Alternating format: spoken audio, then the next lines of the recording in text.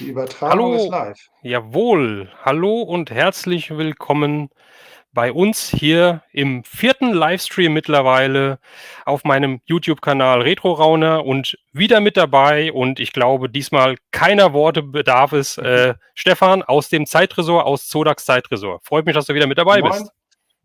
danke für die Einladung, Frank. Freut mich hier zu sein. Immer wieder gerne. Schön im Sommer. Jawohl, im Sommer zum Sommer- oder zum Ferien-Special. Ja, Ja, genau. ähm, da haben wir, ach ja, das haben wir. Ich dachte, wir hätten schon einen ersten Kommentar, aber der ist nicht da. Leute, wenn ihr da seid, kommentiert doch mal schön. Ähm, was wollte ich sagen? Ja, Ferien-Special, Ferienzeit. Ich habe ja leider gehört, das hatte ich gar nicht auf dem Schirm, dass gar nicht mehr in jedem Bundesland Ferien sind, sondern dass die Leute teilweise schon wieder zurück sind. Ja, NRW zum Okay. Beispiel hat keine Ferien mehr.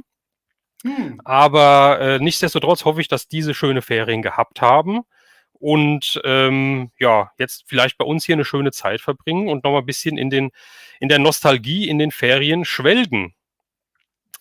Ja, Ähm, du hast ja schon deinen Urlaub gemacht, ne?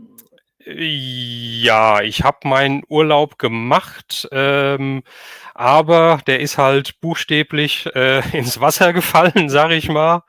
Ähm, war jetzt nicht der vom Wetter her schönste Urlaub, aber trotzdem eine sehr, sehr schöne Zeit gehabt. Mhm. Und Das ist ach das ja, guck mal Wichtigste. hier, in Hessen haben wir jetzt die 3. Ferienwoche. Krass, Andis Comicbude, hallo, grüß dich. Die Tanja ist auch dabei, Moin. sehr schön. Hallo Tanja. Ja, und wir wollen es heute mal ein bisschen anders angehen, denn wir wollen heute in unseren Erinnerungen schwelgen, sprich, wie waren unsere Schulferien damals in den 80ern, was haben wir erlebt, was haben wir gemacht, ja, wie oder welche Erinnerungen haben wir noch an die Ferien, an die Ferienzeit, 6 Wochen Ferien am Stück oder Das Urlaub waren am noch Stück, Zeiten. das waren Zeiten, das ist Wahnsinn. Ich weiß gar nicht mehr, was hat man da gemacht? Also irgendwie, das hat sich ja ewig lang angefühlt, glaube ich. Ja, soweit ich Also das die noch ersten Wochen auf erinnern jeden kann. Fall. Ja, richtig Und so genau, ab, ja. ab Woche 4, da dachte man, oh, oh, bald ist vorbei. Bald geht's wieder los, dabei hat man dann Ja. noch, ja, 2 Wochen locker gehabt, ja, also Wahnsinn. Mein Vater hat Ähm, immer gesagt, bald geht's wieder andersrum. Wenn ich das gehört habe, wusste ich, oh, oh, der andersrum. Ferienende naht. Oh je, oh je. Ja, also wir planen wieder, wie immer, so knapp 2 Stunden nette Unterhaltung ein. Ja, wir würden gerne diesmal explizit auch auf eure Kommentare eingehen. Also kommentiert fleißig, wenn euch irgendwas zu euren Ferien, zu eurer Sommerferienzeit einfällt, haut's in die Kommentare. Wir versuchen das alles, äh, ja, wir versuchen es zu beantworten. Ja, stellt uns ruhig Fragen, und lasst uns an euren Erinnerungen auch teilhaben. Ja, bevor Ja, wir hier allerdings starten, den Stefan, wie gesagt, möchte ich jetzt nicht mehr vorstellen. Ich glaube, jeder kennt dich mittlerweile, bekannt wie ein bunter Hund. Ja, aber hoffen wir mal. vielleicht, was jemand nicht weiß, ist, oder was vielleicht viele nicht wissen, du hast ja auch einen YouTube-Kanal, das wissen wahrscheinlich alle. Aber du hast vor kurzem ein Jubiläum gehabt, denn du hast den 600. Abonnenten bei dir begrüßen dürfen. Ja, so ist es wohl. Habe ich Ja, mich sehr nochmal. gefreut, tatsächlich. Mittlerweile auch 600. Ich weiß, viele YouTube-Kollegen, die mit mir und nach mir angefangen haben, haben mich bereits überholt, links vorbeigezogen. Aber dafür, dass ich nur gute 40 Videos gemacht habe, es kommt ja nur so eins im Monat bei mir, bin ich doch sehr zufrieden, muss ich sagen. Genau, Auf und da jeden gab es ein Fall. kleines Gewinnspiel, ja. Ja, genau, richtig. Also erstmal auch von mir herzlichen Glückwunsch Ja. nochmal und Dankeschön.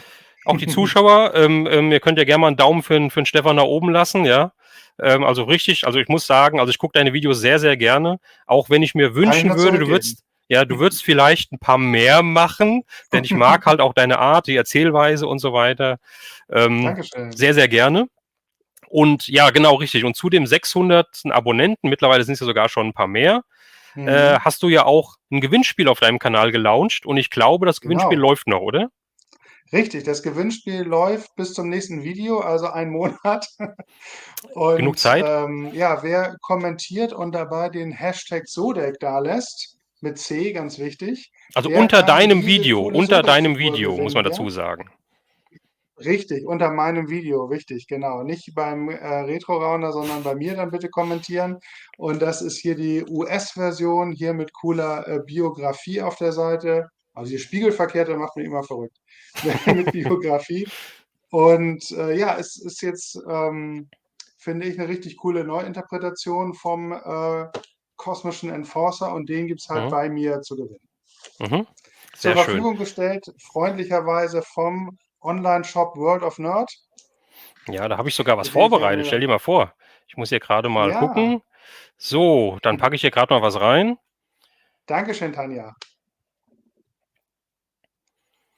So, World Genau. of Die Nerd. erweitern, die erweitern ständig ihr Programm, haben also eine bunte Mischung, nicht nur He-Man-Figuren, sondern jetzt auch neue Street Fighter gerade dazugekommen, aber auch Wrestling-Figuren sind dabei und Klemmbausteine und ist also ein buntes Programm. Da kann man schon das ein oder andere finden. Und Sehr was schön. halt coole ist, gerade bei den Masterfiguren sind halt fast alles US-Karten. Wer auf sowas Wert legt, der wird da auf jeden Fall fündig. Gibt's ja nicht so häufig. Richtig, genau. Guck mal da. Glückwunsch zu 600 Ja, ich habe Abonnenten. schon Danke gesagt. Ach so, ach Gottes Willen, ich bin hier, also wenn ich hier ab und zu nicht ganz so auf der Spur bin, dann liegt's hier, weil ich hier 3 Monitore im Blick habe, mein Handy auch noch und ab und zu auch ein bisschen vielleicht scheel zur Seite gucke, dann ist es, weil ich halt auf einen anderen Monitor gucke und gucke, was ich hier gerade so Multitasking ist drücken und gefragt machen heute muss. Abend. Ja. Das ist Wahnsinn. Das ist Guck mal, Andi Wahnsinn, hat auch ja. schon geschrieben, als Kind hat man ein anderes Zeitgefühl. Ja, Das definitiv. war mitunter das Schönste an der Kindheit. Ja, das stimmt. Da ist die Zeit noch ein bisschen anders vergangen. Richtig. Also Zeitgefühl war auch sowas. Danke, Andi.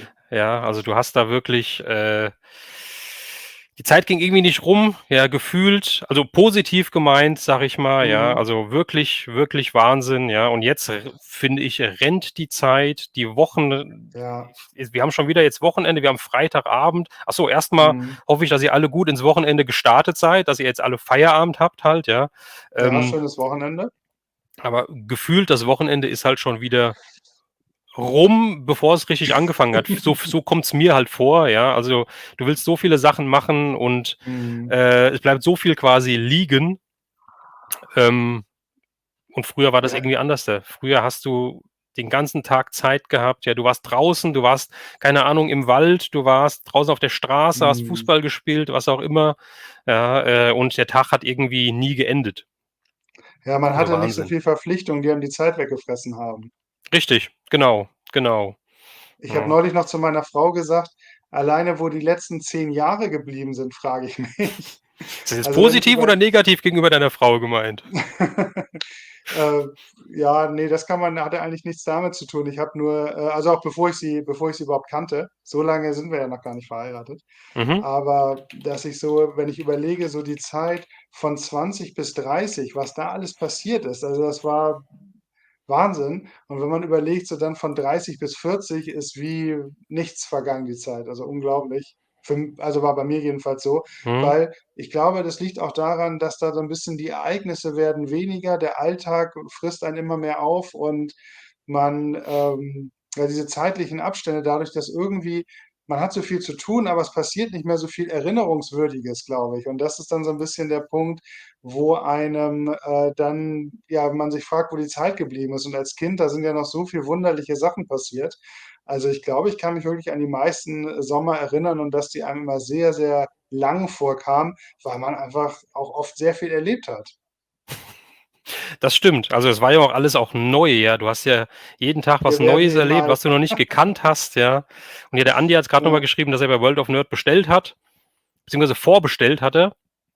Ja, kannst dir da mal sagen, Andi, ja, wieso du das empfindest, wie die Kommunikation war mit World of Nerd, wie halt die Lieferzeit und das Verpacken und so weiter war. Das interessiert mich halt auch immer, wie die Shops so verpacken und so weiter. Ja, Petendo ist auch dabei. Peter, Grüße an dich. Ja, ja, wir lieben werden Gruß, eben Peter. alt. Das stimmt. Ich gehe stark auf die Rente zu, ja. Ja, Das ich hab ist. Peter schon gefragt, ob bei der Toyplosion denn auch ein paar Stühle da sind für die Händler, dass man sich ab und zu doch mal hinsetzen kann. Also nicht nur für die Händler, also vielleicht gibt es da Ja, irgendwie so für die Gaststühle Zuschauer ja oder sowas. sowieso. Das wusste ich ja schon, dass für die Ach, Zuschauer viele Sitzgelegenheiten da sind. Aber ja, für die Gott Händler sei dabei Dank. bin ich sicher. Sonst hätte ich mir meinen Klappstuhl mitgebracht. Ja, besser ist es. Ja, Wahnsinn.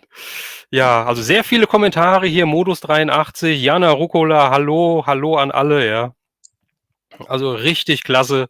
Und weil wir gerade die Toyplosion ansprechen, wir haben gerade World of Nerd angesprochen, du hast ja ein bisschen Schleichwerbung hier auf meinem Kanal gemacht. Toyplosion Dankeschön. findet ja auch bald statt, ja in Castrop-Rauxel.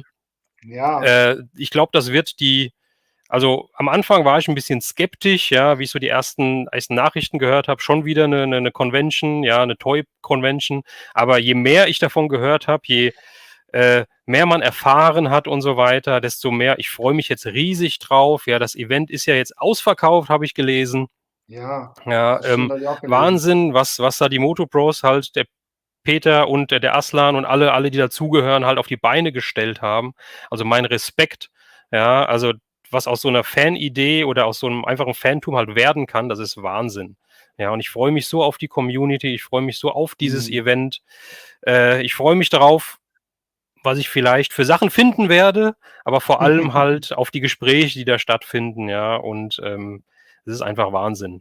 Äh, Peter, vielleicht kannst du, oder weißt du es, Stefan, wann findet sie nochmal genau statt? Ich habe das Datum jetzt nicht im Kopf direkt. Am 26.08.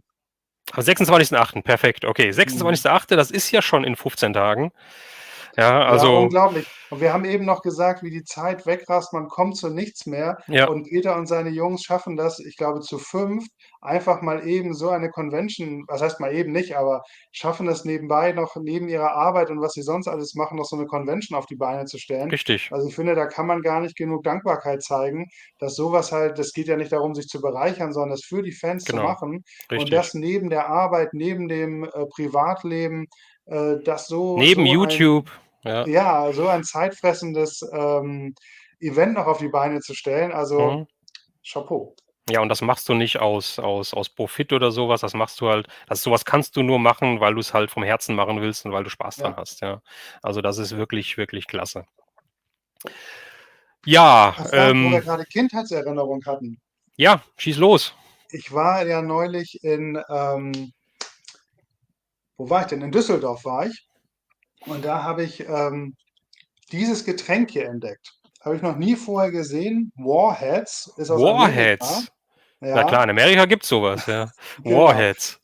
Sur Blue Raspberry Soda. Ich weiß nicht, wo es überhaupt blaue Himbeeren gibt, aber dieses Zeug, das hat mich so an meine Kindheit erinnert, dass ich mir direkt noch eine Dose gekauft habe und die jetzt gerade hier trinke aus dem Glas, ganz stilecht. Ist auch richtig Zeig mal, quietschblau, das Zeug. ich wollte gerade sagen, zeig mal die Farbe bitte. Es ist halt so richtig blau. Das ist typisch USA. Das ist Genau. ohne Chemie, das ist Natur, ist das, oder? Ja. Natur pur. Aber das ist wirklich wie hat so ein bisschen was von Ahoi-Brause gemischt mit so einer richtig sauberen Zitronenlimo. Also, ich habe es probiert und ich dachte so: „Krass, richtig so ein Kindheitsflash von diesen ungesunden Süßigkeiten Aber, damals.“ aber hast du ist dieser Geschmack auch, erinnert dich auch dieser Geschmack an früher? Also schmeckt das nach irgendwas, was du früher Ja, getrunken absolut. hast? Also, wie gesagt, es erinnert so ein bisschen an diese Ahoi-Brause, die wir damals wahrscheinlich alle Ah, hin und wieder mal uns gegönnt haben, die ja auch so ja, immer richtig noch, sauer war am immer Anfang und noch. dann so ganz süß. Ah, Immer krass, noch, okay. okay. Ja, ja, Ahoi-Brause ist immer, ich habe immer ein paar Päckchen, Brausewürfel nicht, aber das Pulver habe ich immer ein paar Päckchen da, ja. Und hier gerade nochmal Jana Rucola, ja, Fragen, ja, haut die Fragen raus, haut die Fragen in die Kommentare. Dafür sind wir heute da. Also wir haben einen ganz, ganz groben Ablaufplan hier, aber wir dachten, wir machen es halt relativ spontan. Wir sind in den Ferien, zumindest die meisten noch von uns, ja, und von daher hoffen wir, dass ihr reichlich fragt und wir ganz spontan Mhm. hier dann vom einen ja aufs andere kommen, sag ich mal, ja. Ja. Guck mal, World of Nerd ist jetzt auch im Chat. Hallo? Ja, sehr schön. Vielleicht habt ihr es mitbekommen, wir haben gerade schon ordentlich Werbung für euch gemacht. Genau, richtig. Also Stefan hat sein Gewinnspiel nochmal vorgestellt. Ja, und ja, ich finde es auch einen richtig tollen Job. Ja, also das, was ich höre und was der Stefan mir so erzählt, also Chapeau. Also richtig klasse. So, der Andi muss leider schon wieder Andis Comicbude. Aber Andi, genau richtig, wir sehen uns morgen. Ich muss das hier mal irgendwie gerade auf einen anderen Bildschirm legen. Denn vielleicht packen wir das jetzt ein bisschen gerade nach vorne. Ich wollte es später machen, aber der Andi und ich, wir haben kurz auf Instagram geschrieben gehabt, denn ich habe auf Instagram was geteilt und das füge ich jetzt gerade nochmal hier ein, weil Ah, bei mir ja. in der Nähe ist morgen nämlich eine Veranstaltung und zwar in Heidelberg im Kino, im Luxor Kino Heidelberg ist eine 30 Jahre Jurassic Park Veranstaltung. Ja, das will Ja, ich mir sehr nicht nehmen cool. lassen, da möchte ich hin.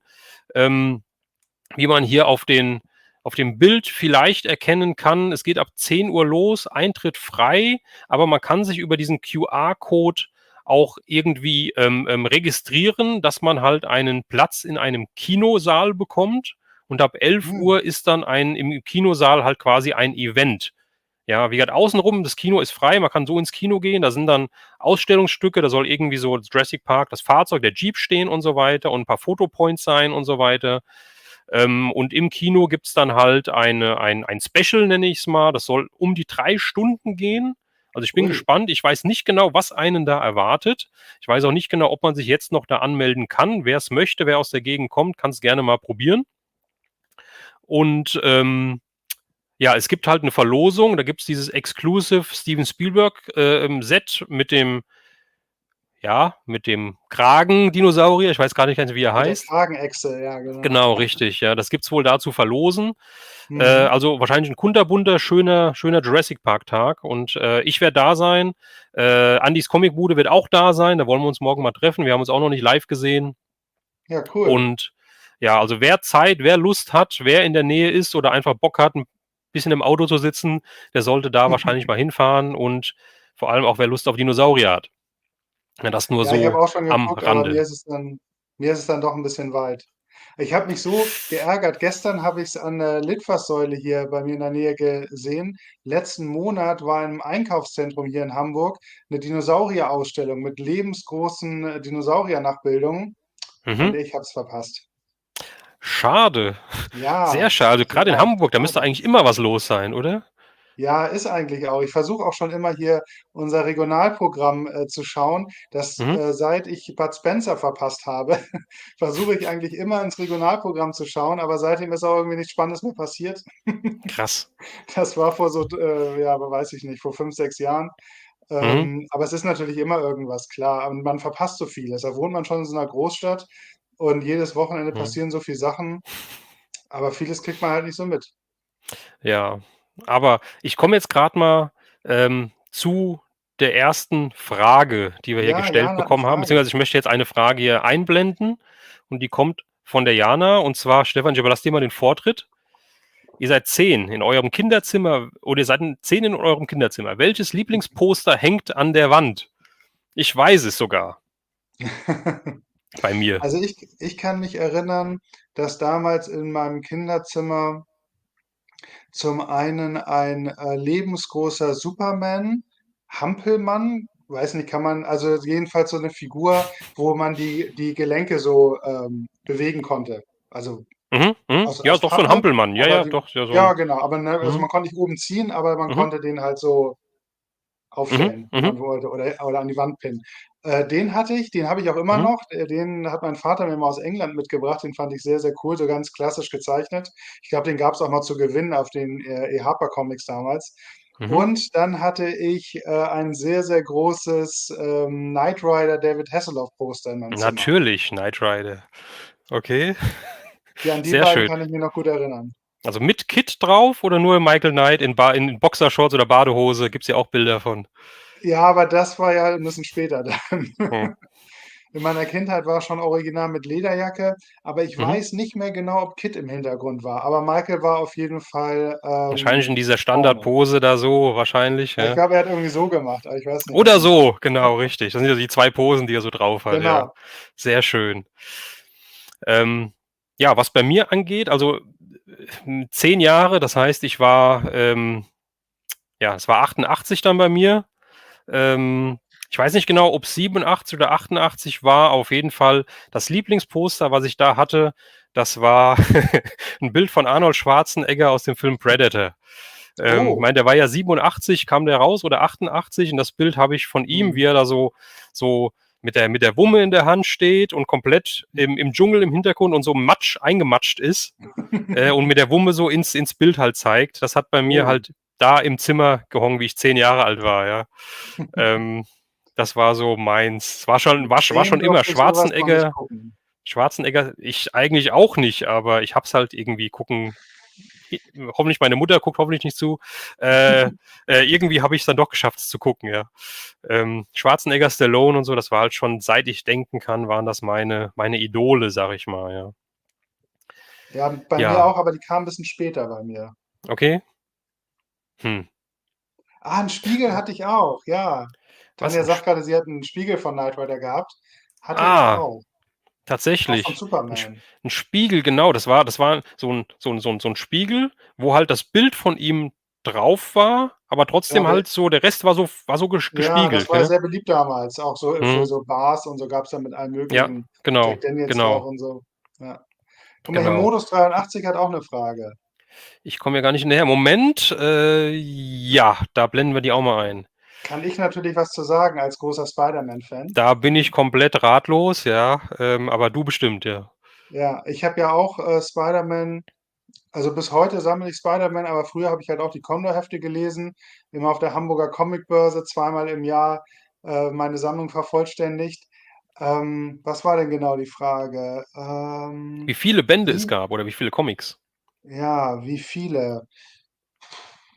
Von Irgendwas Condor, um nur von Condor. genau, nur von Condor, die haben irgendwann bei 200 rum die Lizenz verloren. Ich weiß nicht, ob's 260 war, 270, also irgendwo so zwischen 250 und 300 war das, glaube ich. Da, hat's dann irgendwann Marvel USA nicht mehr so gefallen, die Umsetzung. Da haben sie's mal 'n bisschen näher angeguckt und dann haben die die Lizenz verloren und das hat dann ja Ende der 90er Jahre Panini übernommen. Ich glaube, so 97 rum muss das gewesen sein, Okay. wo dann, Panini hier ganz stark den Comicmarkt übernommen hat, und zwar sowohl Marvel als auch DC. Mhm, mhm. Okay. Das heißt Und machen 250, sie ja bis 300 heute. irgendwie so rum, ich glaube, da gab's ja die Comic-Hefte, diese dünnen, also diese normalen, Mhm. keine Ahnung, war das A4? Ne, es war kleiner wie A4, glaube ich. Aber da gab's ja auch Taschenbücher, glaube ich, gell? Also, gab's ja verschiedene, Genau, es gab noch äh, Taschenbücher und Versionen. Alben. Mhm, Genau, es gab 3 okay. verschiedene, Veröffentlichungsarten. In den USA Mhm. gibt's nur eine interessanterweise. Also, in den USA gibt's nur diese Schon klassischen immer. Hefte, Mhm, aber hier gab es einmal die Comics, die 'n bisschen größer waren als die US-Originale, fast DIN mhm, A4. mhm, Dann gab es eben die Taschenbücher und dann gab's dann noch mal diese in Deutschland ja auch sehr beliebten Alben, die es ja auch von allen mhm, möglichen mhm, Comicserien gab, mhm. die noch mal über DIN A4 waren dann.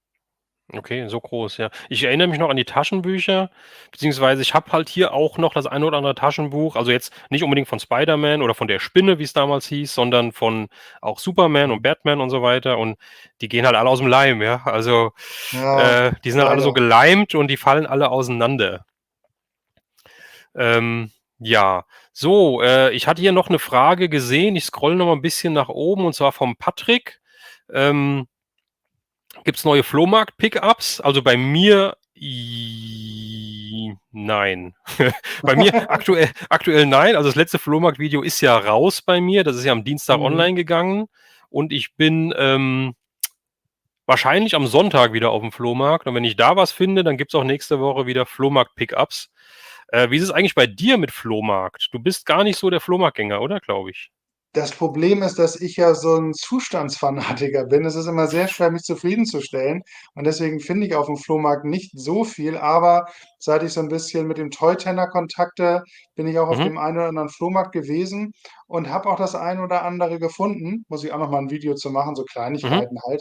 Aber ich finde, man merkt schon auf den Flohmärkten, so das, was uns interessiert, ist nicht so viel. Man hat entweder diese ganz alten Sachen von den alten Herrschaften, so die Möbel aus den 50er Jahren mhm, und mhm. irgendwelche alten, Bestecke und Tassen, Porzellan, Puppen. Und dann finde ich, ist so 'ne Lücke, grade das, was uns interessiert. Und dann geht's dann wieder los mit diesem 2000er Spielzeug von den Kindern dann halt, die ihre Sachen dann verkaufen, so wie wir das früher auch Das ist gemacht haben. schon sehr Aber ich finde viel, ja, schon sehr grade oft. so 70er, 80er, ich glaube, das haben viele mittlerweile mitbekommen, dass man da 'ne gute Mark kriegt und vieles davon Mhm. landet einfach bei eBay, Mhm. weil man da eben das größere Zielpublikum erreicht und man muss nicht extra seine Sachen einladen Klar, und irgendwo klar. hinfahren. Ja, es wird immer weniger, ja, dass die Sachen aus unserer Zeit, es ist Ja, halt auch normal, ja. Also, es wird immer weniger, wie du schon sagst, wir sehen auch immer öfter ja, für mich halt neue Sachen auf dem Flohmarkt, aber die sind ja auch schon Mhm. teilweise 20 Jahre und Ja, älter, aber trotzdem ist es für mich neues Zeug. ja, ja. Ja, aber ich So muss sagen, so die Pokémon und so, letzte ne? ja, zum Beispiel so die Mhm. letzten, Flohmärkte waren aber schon recht für mich erfolgreich. Also, ich habe sehr viele schöne Sachen gefunden. Äh, wenn jetzt Zuschauer dabei sind, die halt meine Videos nicht kennen, dann sollten sie da mal reinklicken, wenn sie so auf Flohmarktfunden und so stehen und dann auf Sachen aus den 70er, 80er Jahren und dann mal kommentieren, wie sie das finden. Ähm, ich habe ja auch zum Beispiel Barbie-Sachen gefunden, ja. Ich habe mir vor einiger Zeit noch nicht denken können, dass ich mir Barbie-Sachen hole, aber ich fand die so toll, dass ich da gar nicht vorbeigehen konnte, ja, und preislich halt auch für mich vollkommen okay, sodass ich jetzt auch so 2, 3 Barbie-Sachen in der Sammlung habe. Ist kein Fokus von mir, wird's auch nie sein, aber ich fand's halt einfach sehr schön. Ja, das ist eben der große Vorteil, wenn man dann doch mal was auf dem Flohmarkt findet, die Preise natürlich unschlagbar. Also, man kann ja Mhm. sagen, man zahlt also nicht mal die Hälfte, 1/3 vielleicht von dem, was oft bei eBay dann für solche Sachen aufgerufen wird. Richtig, richtig, Ja. genau, Oh, wir genau. haben ja schon wieder Ähm, einige neue Fragen, sehe ich ja, hier, vom ich gehe Patrick mal zum auf Beispiel. die nächste. Der Patrick hat noch eine hinterhergeschossen. Ja. Und zwar, das ist für mich schwer. Da muss ich erst überlegen. Wenn du es weißt, kannst du gerne Ja, ich anfangen. weiß es. In ja, Ja. okay. In Ich welchem habe Spielzeugladen wurde aus den ich habe 80ern ich lese meine es kurz nur ja. vor, Mhm. für den Fall der Fälle, dass einer vielleicht jetzt nur mit'm halben Auge drauf guckt oder so. Nicht In lesen welchem kann. Spielzeugladen aus den 80er Jahren habt ihr eure Masters gekauft? Jetzt darfst du. Also, bei mir war es zum einen Spielzeug Rasch, war sehr, präsent bei uns, da war ich häufiger. Ist ja auch 'ne Kette, ich weiß aber nicht, ob's die überall gab. Sagt mir gar Sagt nix. dir nichts? Okay. Und sonst eben ein wirklich inhabergeführter Spielzeugladen, der bei uns genau, schräg gegenüber war, wo ich auch schon alleine hin durfte als Kind, und zwar Spielzeug Tiedemann. Das war Okay. Herr Tiedemann und seine alte Mutter, die haben den Laden zusammen geführt und ich kann mich da wirklich noch so gut erinnern, immer wenn ich da reinkam, es roch immer nach Flummis. Dieser süßliche Gummigeruch lag immer in der Mhm, Luft. mhm. Und dann gab es halt so eine Wand mit Master-Figuren, da bin ich immer reingegangen: „Ja, was gibt's Neues von den Masters?“ Und dann hat Herr Tiedemann auf die Wand gezeigt, ne: „Hier, guck's dir an, da hängen die neuen Figuren.“ Und Okay. dann, das weiß ich noch genau, es war auch so war so 'ne Wand, die 2 Räume getrennt hat oder die Kasse vom restlichen Raum. Und so an der Stirnseite, da hingen immer die ganzen Master-Figuren. Er hatte natürlich nicht so sehr viele, weil's 'n recht kleiner Mhm. Laden war, aber er war immer gut Mhm. sortiert. Okay, okay. Interessant. Also, die Frage macht mir grad zu schaffen, weil ich sage immer, ich kann mich an so viel aus der Kindheit erinnern, aber ich weiß es grad wirklich nicht. Okay, dann haue Also, ich ich noch einen weiß hinterher.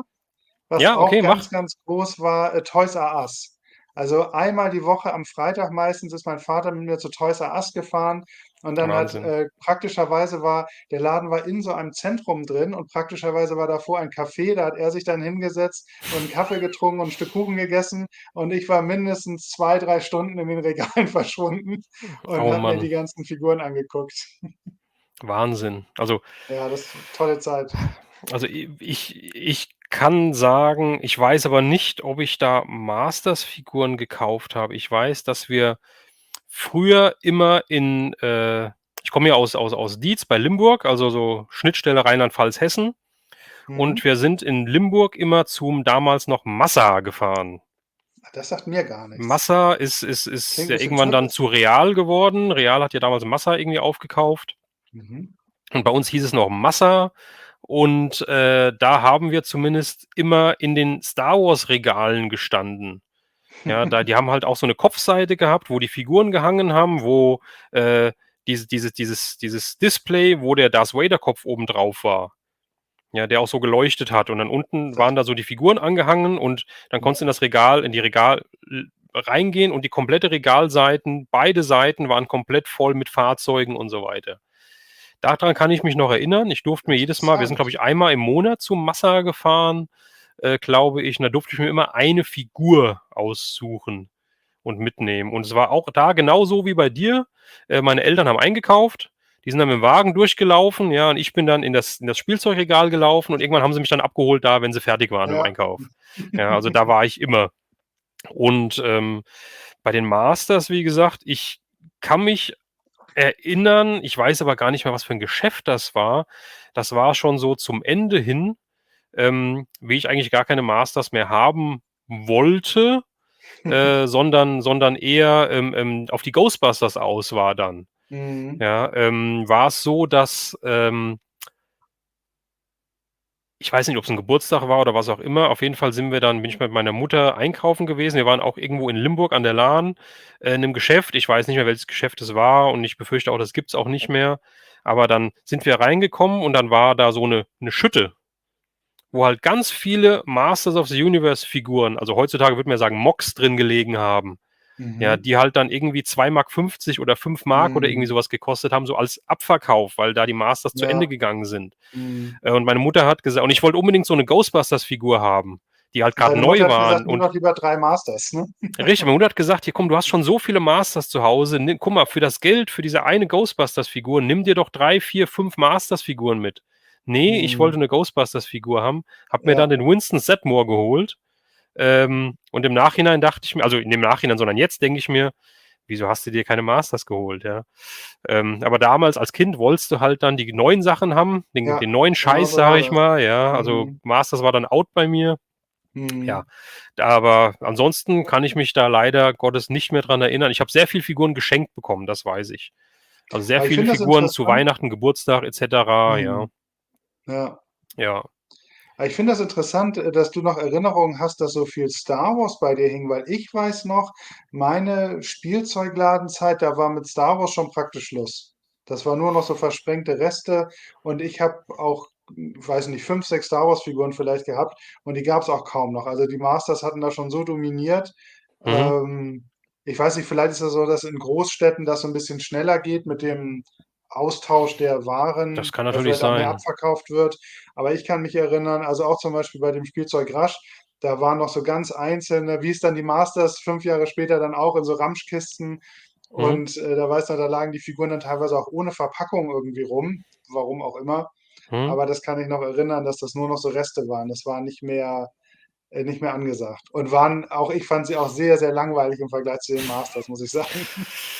Ja, Diese st das kleinen das das das stimmt Streifenfiguren. schon, das stimmt schon, ja. Also, ich weiß auch nicht mehr, welches Jahr das war. Also, das kann vielleicht 85 gewesen sein oder so.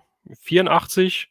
Ich weiß es nicht. Ich weiß es nicht genau, ja. Also, wie alt war ich denn da? Da war ich 6, 7, keine Ahnung, so um den Dreh rum. Mhm. Ähm, hier der Michael stellt noch eine Frage, die möchte ich grad noch mal kurz einblenden, beziehungsweise nicht eine Frage, sondern wo er, die Master of the Universe gekauft hat, Wertkauf in Gießen. Ja, Gießen habe ich ja auch bis letztes Jahr gewohnt für so 2 Jahre. Das heißt, ich war aber in der Kindheit nicht da, von daher, war ich damals als Kind nie in Gießen. Und, Stefan, was du noch gesagt hast, da ihr, zum Toys R Us gefahren seid, Mhm. so was gab's bei uns gar nicht. Es gab kein Mhm. Toys R Mhm. Us, es gab keine großen Spielzeugkaufhäuser bei uns und so weiter, ja, das gab's halt alles nicht. Das hatten wir Ja, hier hier nicht. gab es so viele. Also, in der Umgebung bei mir gab es bestimmt 5 oder 6 reine Spielzeugläden. Das ist so krass, wie das dann so in den 2000ern oder Ende 90er alles Stück für Stück verschwunden ist. Mhm, Ich glaube, das war ja. wirklich, als das mit diesem elektronischen Spielzeug Als mit den aufkam, ne, mit Super Konsolen, Nintendo und so. Gameboy, genau, Da richtig. hatten so richtig reine Spielzeugläden anscheinend nicht mehr so viel Zulauf. Ja, Oder haben sich auch gegenseitig zu viel Konkurrenz gemacht vielleicht. Auf jeden kann Fall auch war sein. da so Das 'n kann auch sein. wie einige Zeit später mit den Videotheken war da so 'n großes Spielzeugladensterben. Mhm. Ich glaube, Diana, hat hier was kommentiert und zwar: „Geblieben Geblieben ist ist der der rote rote Geist. Geist.“ Ich Von glaube, Winston sie wahrscheinlich, ne? sie meint hier meinen Winston-Geist, oder? Und von daher frage ich mich jetzt: „Woher weißt du das?“ Jana weiß Äh, viel über dich. ich weiß ja auch nicht, ja. Ähm Kannst dir mal hier in die Kommentare ruhig schreiben, ob das ist, was ich meine. Und der Michael, der das eben mit dem Gießen geschrieben hat, hat noch eine interessante Frage gestellt, die aber etwas neueren Datums ist, und zwar die blende ich jetzt auch noch mal ein. Und zwar fragt er: „In welchem Alter seid ihr eigentlich drauf gekommen, wieder alte Action-Toys, Masters, Mask und so weiter zu sammeln?“ Finde ich auch eine interessante Frage. Mhm. Vielleicht magst du auch wieder anfangen, dann kann ich meine Gedanken 'n bisschen sammeln. Ja, gerne. Ich weiß es nämlich, wie aus der Pistole geschossen sozusagen. War Wahnsinn. es bei mir nämlich Anfang der 2000er, ich glaube 2001, mit der Commemorative Line von den Masters of the Universe, wo Mattel noch mal so 'n Testballon gestartet hat und die Kerncharaktere mit den alten Gussformen, und diesen schwarzen glänzenden Umverpackungen noch mal in die Läden gebracht hat. Und hier Mhm. in Hamburg hingen die eben auch in einigen Comic-Shops. Das war Mhm. auch so, Ende der 90er, in den 2000ern gab es hier sehr, sehr viele Comic-Shops, die auch dann später alle wieder kaputt gegangen sind oder pleite gegangen sind. Aber in der Zeit hingen da auch wirklich dann die Masters-Figuren und ich weiß noch, die erste, die ich mir gekauft habe, war Trapjaw und ich war ganz geflasht, dass diese alten Figuren da plötzlich auftauchten. Also bei mir hat das voll eingeschlagen. Dann weiß ich noch, habe ich mir das He-Man und Skeletor, das He-Man und Battlecat und das Skeletor und Pantor Set, die musste ich mir dann aus den USA bestellen. Die gab es hier Mhm. nicht. Das Mhm. weiß ich noch, aber damit ist mein Feuer dann wieder so ein bisschen entfacht. Und dann fing ich halt auch an, bei eBay, wo ich mich auch im Jahr 2000 nämlich angemeldet habe, nach den Wahnsinn. Figuren zu gucken. Und mein Vater konnte es überhaupt nicht fassen, dass diese Figuren, die gestern für ihn gesehen noch beim Toys R Us für 2,50 in der Grabbelkiste lagen, plötzlich für 30, 40 Euro gehandelt wurden. Das war ja unglaublich viel Geld auf einmal. Mhm. Mhm. Wahnsinn. Also Ja, echt, ja, so Erinnerungen liebe ich halt, ja. also bei mir hat Ähm, das wirklich dann schon früh angefangen wieder. ja, bei mir war's ähnlich, sag ich mal. Also, ich habe wirklich auch, Anfang 2000 mit den Masters of the Universe 2000X angefangen, Ja. nachdem die 2000X, eigentlich schon wieder out waren. Oh, Also, okay. ich habe die kennengelernt oder, gesehen, als die in jedem Geschäft für 5 € Abverkauf gehangen haben.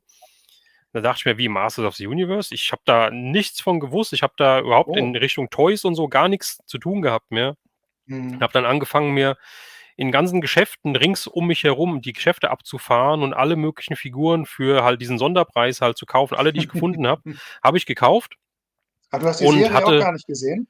die Serie hatte ich zu dem Zeitpunkt nicht gesehen, ne. Oh, okay. Und, hatte dann so gut wie fast 'n Fullset gehabt von den 2000Xern. Mhm. Hatte mir dann auch hier und da Figuren, so 'n Prince Adam und so, der, glaube ich, da gar nicht so verfügbar hier war. Und auch so 'n ich glaube, Snake Tealer, das war auch so 'n Exclusive oder so was. Die hatte ich mir dann alle geholt und habe sie aber dann 'n paar Jahre später, weil ich gedacht habe: „Was willst du mit dem Spielzeug“, wieder verkauft. Und zwar für Mhm. den gleichen Preis, wie ich sie gekauft habe, also für 5 € das Stück. Und Mhm. habe dann tatsächlich richtig wieder die alten Sachen angefangen zu sammeln, 2016 erst, also noch gar nicht so lange her. Mhm.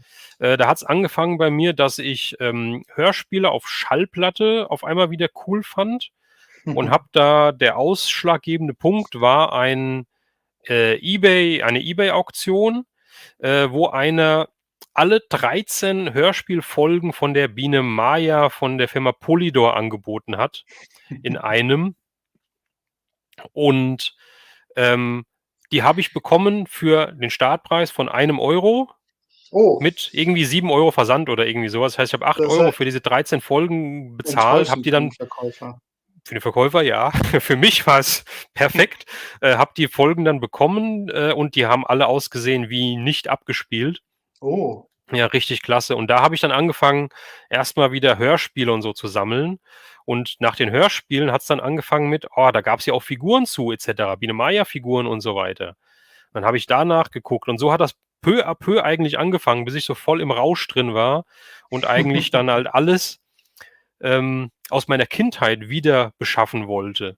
Also, alles, was ich damals als Kind gehabt habe, wollte ich dann wieder haben, beziehungsweise alles, was ich als Kind wollte und nie bekommen habe, wollte ich dann wieder haben, oder wollte ich dann Mhm. haben. Ich habe mir dann Fotoalben angeguckt, wo ich, diverse Spielzeuge in der Hand habe und wollte dann auf den Fotos erkennen: „Was hast du denn früher alles gehabt?“ Und habe danach dann auf eBay und so weiter gesucht.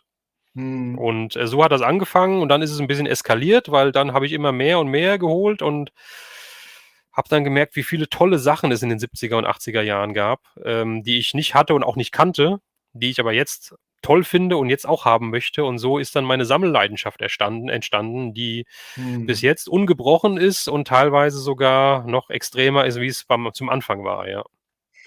Das ist so bei mir der Fall. So, wo ist denn hier der Kommentar? Den blende ich mal wieder aus. Und, ähm, hier geht's ja munter weiter im Chat, also das ist ja der Wahnsinn. Also, ich liest du so 'n bisschen? Wo muss ich denn hin? Hier Ja, gab's einiges. also, jetzt Äh, hat noch der Patrick gefragt, was der erste Film war, den wir im Kino gesehen ach, haben, da ob wir ist uns er, da daran ist der erinnern können. Kommentar. Ach, das weiß ich sogar. Das weiß ich sogar. Wie sieht's bei dir aus? Also, was war der erste Film, an den ihr euch erinnert, den ihr im Kino gesehen habt? Hm. Also der erste, den ich erinnern kann, war dieser Film mit Thor. Wie heißt er denn? Valhalla. Ah, der Zeichentrickfilm. Der Zeichentrickfilm Valhalla, ja. Mhm. Den habe ich Okay. mir auch vor einiger Zeit als Mediabook gekauft, habe ich auch in Mhm. einem Video vorgestellt. Ich habe ihn immer noch nicht geschaut, muss ich zu meiner Schande gestehen, aber ich weiß, dass das einer der ersten Filme war, die ich im Kino gesehen habe und dass ich den tatsächlich auch ganz schön gruselig fand. Den habe ich mit meiner Mutter zusammen geguckt Mhm. Mhm. und da wird Thor ja so, ich weiß nicht, ob es Loki ist, der ihn da so beeinflusst, aber ihm werden da so Dinge vorgegaukelt, die gar nicht so sind und das fand ich irgendwie gruselig als Kind. Okay. Das kann ich mich gar nicht mehr, ich habe ihn auch gesehen damals, aber ich kann mich eigentlich an Ja, den er Film denkt, gar nicht mehr erinnern. Er denkt, er muss sich nur so eine Katze von der Schulter setzen, aber in Wirklichkeit ringt er mit der Midgard-Schlange. Und er denkt, das ist nur eine Okay, Katze und versteht gar nicht, warum er die nicht hochbekommt. okay, interessant. Ja, das hat So mich viele sehr, Sachen, die man vielleicht gar nicht früher auch als Kind nicht wirklich so verstanden hat, oder vielleicht? wahrscheinlich wusste ich damals nicht, was die Midgard-Schlange ist. Aber ich glaube, Mhm. es wird im Film dann erklärt. Okay, okay. Ja, okay, sehr schön. Also, ich habe ich habe einen, ich denke, das war der erste, den ich gesehen habe. Also, ich hätte 2 Filme, die ich nennen würde.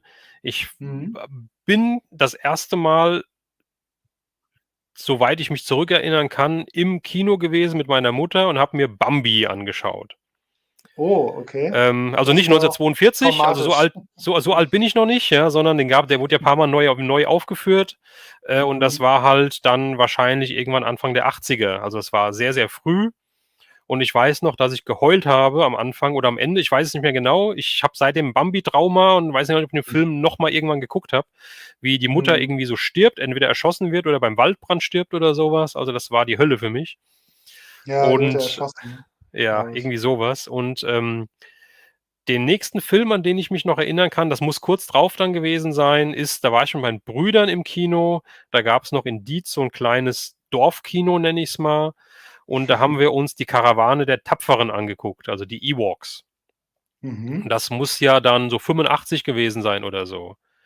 Ja, Völlig an ich mir müsste vorbeigegangen. so 7 gewesen sein oder so was, habe mir den Film geguckt und, da ist ja am Anfang, die Anfangssequenz ist ja, wie dieses Raumschiff abstürzt oder schon abgestürzt ist auf dem Waldmond Endor und dann kommt ja dieses Riesenvieh mit der Axt, der dann die Eltern irgendwie verschleppt oder sowas. Und das war Ist das so ein Zeichentrickfilm? gruselig. Ne, das ist 'n Realfilm. Es gab ja Okay. 2 Ich kenne den gar nicht. Realfilme über die Ewoks. Das Okay. waren in den USA waren's Fernsehproduktionen und in Deutschland sind die beiden Filme ins Kino gekommen. Zumindest Oh, der okay. erste, der zweite weiß ich gar nicht, aber der erste ist auf jeden Fall im Kino gelaufen, ja. Also, da kann ich mich noch dran erinnern. So, der Justus ist auch dabei. Guten Abend. Ja, Justus Jonas. Jawohl. Und Diana, ja, ich habe richtig gelegen. Sie kennt die Folge. Genau, richtig geblieben ist der rote Geist. Den Winston habe ich irgendwann dann auch verschenkt, verkauft oder was auch immer. Und ja, so war das. Ich komme hier, also Leute, das ist echt geil, was ihr kommentiert hier. Ich komme mit dem Runterscrollen gar nicht hinterher. Ja, der Ähm, Michael Pfaff sagt gerade noch, dass seiner Meinung nach bei vielen dieser Hype dann mit eBay wirklich wieder angefangen hat, weil auf einmal die Verfügbarkeit natürlich da war tatsächlich. Und auch mit mhm, dem Toy Hunters Journal. Und da kann ich mich auch mhm, noch dran erinnern, dass ich da auch die Ausgabe am Kiosk gekauft habe, wo He-Man und Skeletor ganz groß vorne drauf waren. Und dann habe ich mir später auch einige weitere Ausgaben gekauft. Und das war wirklich toll gemacht, das Magazin. Da haben auch so mhm. vieles wiederentdeckt und die hatten auch aktuelle Toylines und das war immer schön zu lesen, Ja, ich als habe es mit auch dem 2, Internet noch nicht 3. ganz so präsent war. Ja, richtig. 2, 3 von den Zeitungen hatte ich damals, die habe ich auch jetzt noch. Mhm. Ich habe Ähm, meine auch ich noch. hatte ich hatte, es gab ja das eine Heft, was du jetzt grad erwähnt hast, mit den Masters vorne drauf. Das hatte ich nicht gehabt, aber das ist ja heute richtig teuer, ja? Ja, Also, was ich da mhm. gesehen habe, das ist richtig teuer, das ist Wahnsinn. Und das war halt so Ja, die einzige Lektüre, die man dann so gehabt hat, was Toys und so weiter mhm. angeht. Ich meine, da waren ja auch Toys dann aus den USA drin und so weiter, wo du halt hier Mhm. gar nicht wusstest, dass es die überhaupt gibt. Ich erinnere Also, noch, dass sie viel über Spawn gemacht haben. Die Auch, ja. Spawn-Figuren, Mhm. das war ja auch Mhm. damals so bahnbrechend, ne? Spawn, McFarlane Toys damals, das war ja, Richtig, solche Actionfiguren hatte man vorher noch nicht gesehen. richtig, Dieser genau, Detailgrad und so, das war ja krass. richtig. So, was haben wir denn noch hier? Was haben wir denn noch hier? Wie ist es denn mit ja, der Lupi sagt auch gerade hier, Valhalla hat er zuletzt geschaut, geiler Film. Okay, vielleicht muss ich den Mhm. doch auch noch mal, angucken. Und die Tanja schreibt auch, Bambi kann sie bis heute nicht schauen. Ja, geht mir genauso. Und auch der Justus schreibt hier, Justus Jonas schreibt, Kimba ist auch so traurig. Genau, richtig. Da wird Mhm. ja auch am Anfang, ist das die Mutter, die, glaube ich, da gefangen und verschifft wird Habe ich nicht und er gesehen. dann halt vom Schiff runterspringt und zurückpaddelt, Kimba der weiße Löwe.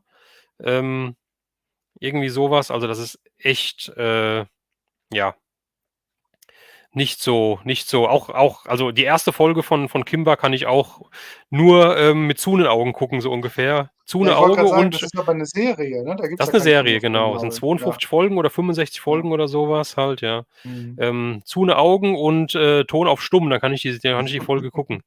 Ansonsten, ja. Guck mal, der Justus hat auch geschrieben, dass bei ihm das zurückkam mit der Sammelleidenschaft, als er seine alten Hörspiele gefunden hat.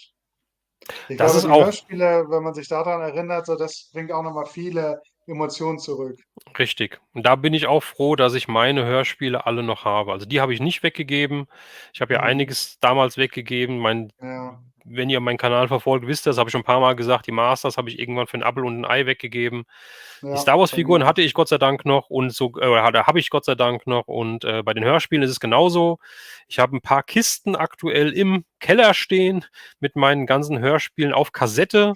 Ich war ja halt Kassettenkind aufgewachsen. Ich liebe zwar Schallplatten, aber die waren bei uns schon fast, Ja. ja, tot, sage ich mal, ja. Also, wir haben halt nur Kassetten gehabt und, die habe ich alle noch und, für die Leute, die mich die ganze Zeit fragen, es wird ein Roomtour-Video geben, jawohl, aber ich habe noch ein paar, ähm, ja, Sachen, die ich hier im Raum verändern möchte. Zumindest zum Beispiel brauche ich noch ein paar Regale, die demnächst kommen werden, weil ich nämlich genau diese Sache, nämlich meine Hörspiele und meine Bücher zu Hörspielen, sprich TKKG, 3 Fragezeichen und so weiter, die Sachen möchte ich auch noch ins Zimmer reinbringen. Dazu brauche ich noch ein paar Regale, das passiert demnächst und dann gibt's auch ein Roomtour-Video, versprochen. So, was hatten wir denn noch hier?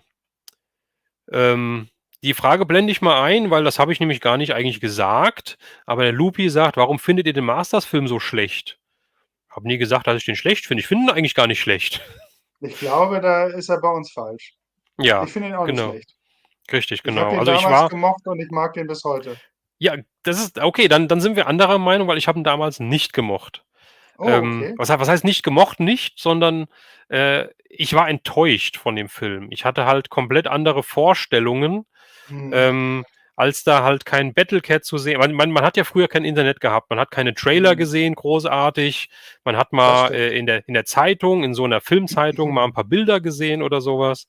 Und dann kam halt der Film raus. Und ich war halt so enttäuscht, wie gesagt, kein Battlecat, kein Triclops, kein, was weiß ich was, die ganzen Figuren, der Beastman hat ausgesehen wie durch 'n Fluss gezogen, sage ich mal halt, ja.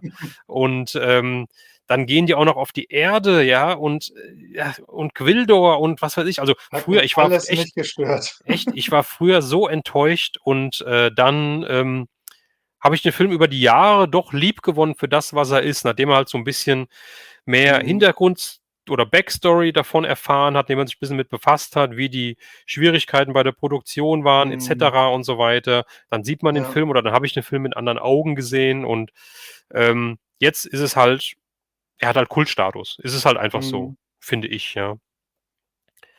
Ja. So, Nerdgedöns, grüß dich, guten Abend. Und Kapp und Kappa, sagt er gerade, war auch schlimm. Äh, kann ich mich gar nicht mehr so dran erinnern. Ich habe immer so ein Trauma von so Filmen, die wollte ich nie sehen.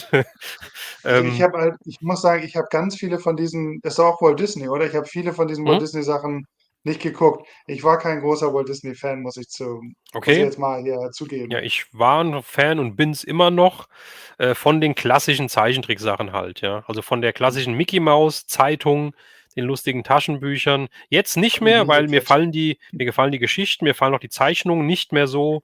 Das ist mir einfach zu Okay. modern. Aber so Mhm. zwischen den 70ern und bis zu Ende 80er die Zeitungen und die Filme, alles bis boah, ich weiß es gar nicht. Also, einer meiner liebsten Walt Disney Zeichentrickfilme ist, den habe ich auch im Kino gesehen, ich meine, es müsste 86 gewesen sein, ist Basil, der große Mäusedetektiv. Das war halt so den fand ich halt einfach klasse, so 'n Ja, Sherlock den liebe Holmes ich auch, weil ich das Maus. Panini-Album damals hatte. Das habe ich auch. Das habe ich sogar noch. Mhm. Ja, Ich habe es mir wieder gekauft. okay. Das war halt ja, das war halt 'n schöner Film und genauso gut die alten. Ich mag die alten auch, diese Zeichnungen, ja, Susi und Strolch und was weiß ich was alles, aber alles diese mit der traurigen Komponente, Mhm. die ja, die packen mich jedes Mal, auch wenn's nur Zeichentrick ist, ja, das ist Wahnsinn. Also, da tue ich Mein mir immer so schwer. Lieblings-Walt Disney-Film war damals Dumbo. Dumbo, Gott, Ja, das ist 'n Horrorfilm für mich. Der kleine arme Elefant. Das ist ja. Wahnsinn. Ne, geht gar nicht. Geht gar nicht. Wie er da gemobbt wird die ganze Zeit und so. Ja, das schon der lief grade neulich wieder im Fernsehen, wo seine Mutter ihn dann durch die Gitterstäbe so auf ihrem Rüssel schaukelt und dann ihm Mhm. dieses Schlaflied singt. Das ist schon sehr Oh herzergreifend. ja. Oh ja, das stimmt, das stimmt. Und Robin Hood So, fand ich noch ganz toll von den den Walt Walt Disney Robin Disney-Filmen. Hood. Ja, der Fuchs, Mhm. Mhm, genau. Der war den auch habe ich sehr klasse. gemocht. Der war auch klasse. Jana mit, PH, falls es an mich ging, die Frage. Jana mit PH? Ach, Mhm. Ich okay, hatte ja, geschrieben, Stefan mit F oder P. genau, genau. So, Justus Jonas, wer geht morgen auch wieder auf Flohmarkttour? Also ich nicht, denn, ich werde nach Heidelberg fahren zum 30-jährigen Jurassic Park Jubiläumsevent, nenne ich's mal. Ich weiß gar nicht selbst genau, was mich da erwartet, aber ich lasse mich überraschen und werde dann, je nachdem wie fit ich bin, am Sonntag auf 'n Flohmarkt gehen. So. Ja, ich bin nicht auf dem Flohmarkt. Morgen wird, Entspannungstag und Sonntag habe ich vor, endlich mal die Sachen zusammenzusuchen, die ich, auf meinem Toyplosion-Stand anbieten möchte. Es wird, Du glaube ich, hast 'n langsam mal Stand? Zeit. Ja, ich habe einen Stand Das hast du und noch ich gar nicht muss mal gucken. gesagt. Doch, ich habe das erste Mal einen Stand überhaupt, Okay. seit 30 Jahren. Das erste Mal mache ich wieder einen Stand. Und, ja, da muss ich mal ein bisschen gucken, hier Preise raussuchen, ein paar Sachen sauber machen und so. Mhm. Und kannst du uns Dann hier so 'n, Exklusiveinblick jetzt hier geben, was du vielleicht, veräußern möchtest oder also, es wird auf jeden Fall natürlich, Vintage Masters of the Universe geben. Es mhm, wird ein bisschen Ghostbusters dabei sein, ein bisschen Vintage Turtles, ein bisschen Mask und dann habe ich auch ein paar neuere Sachen, die ich mit auf 'n Tisch packen werde. Ein paar Origins, paar neuere Turtles-Figuren und, ja, so ein bisschen Kleinkram. Ich will auch versuchen, viel so ein bisschen kleine Sachen mitzunehmen, die sich mhm, auch über eBay nicht so gut abgeben lassen, weil ich meine, wenn das so 10 € Artikel sind, dann will man natürlich ungern noch 5 € für den Versand bezahlen, ne? Das ist auch irgendwie verständlich. Auf der anderen Seite verschicke ich als Anbieter nicht so gerne unversichert mhm, und mhm, deswegen will ich auch so ein paar kleinere Sachen einfach mitnehmen. mhm. Ja, schön. Und, bist du alleine oder hast du 'ne Begleitung, sodass du auch mal vom Stand weg kannst? Ja, ich habe das große Glück, ich habe mich sehr spät entschieden. Also, Peter, hat mich gleich am Anfang gefragt, ob ich 'n, Stand haben möchte und die YouTuber haben ja da so 'n extra Ressort oder so 'n extra Raum oder so. Mhm, Und da habe ich noch gesagt: okay. „Ne, kann ich nicht, weil ich habe kein Auto und ich kann da dann ich weiß nicht, wie ich die Sachen da hinbringen soll." Da habe ich dann erst mal abgelehnt. Und jetzt habe ich das große Glück, dass ich von World of Nerd, einen Stand abbekomme und die netterweise auch meine Sachen mitnehmen. Das heißt, ich werde das hier Der alles Luxus. einpacken. Ja, ich Mhm. schicke das dann, zu World of Nerd und die nehmen das dann netterweise in ihrem Sprinter mit zur Toyplosion. Ja, klasse, dann lernen wir die auch mal kennen. Das freut mich, da freue ich mich auch schon drauf. Ja, ist auch für sie das erste Mal, dass sie 'n Stand machen, soweit ich weiß. Mhm. Und, da ist natürlich auch das Coole, dass man sich dann mal so 'n bisschen abwechseln kann. Wichtig ist Okay. natürlich, dass man Preisaufkleber an den Sachen hat, weil man kennt das ja. Man steht die ganze Zeit, es passiert nichts, dann will man einmal vom Stand weg und gerade dann kommen natürlich die Fragen und wenn dann kein Preis dran steht, ist schlecht. Das heißt, ich Mach muss aber auch noch keine viele Preissticker drauf, die du dann abreißen musst, weil du sie nicht immer abkriegst oder so. Oh ja, Auf das die ist guten fies, ja. Vintage-Karten richtig fest schön Genau. draufgeklebt. Mhm. Mit Gaffertape. Zack, Richtig, genau. Panzerband, zack. genau. Ah, so, hier, der Ja, ich werde Justus auch schreibt, tatsächlich, ja? ich wahrscheinlich eine oder 2 original verpackte, Vintage-Sachen, noch mitbringen. Oh, oh, oh, oh. Ja, Ich zum habe gehört, da Beispiel gibt's Sonderpreise, oder? ein Cliff Climber oder wie das Ding heißt. So Oh 'n ja. original verpackten. Mhm. Sehr Da habe ich schön. nämlich 2 und da gebe ich einen ab. Ich gebe ja sowieso nur doppelte Sachen ab. Ich Mhm. tue mir ja Ja. ganz schwer, meine Kernsammlung anzugreifen. Aber einiges hat man dann doch mal abgegradet oder so und da darf dann auch Mhm. mal was gehen. Ja, Leute, Oder 'n also paar Sachen, die wir schnell mir so sein und interessant zum finden. Stefan an den Stand rennen, wenn ihr Ja, irgendwas kommt vorbei. Gutes zu tollen Preisen haben wollt. Ja. Okay, klasse. Der Justus hier Tolle schreibt, Preise Disney war hast du auch jetzt nicht gesagt. meins. Ja, davon gehe ich aus.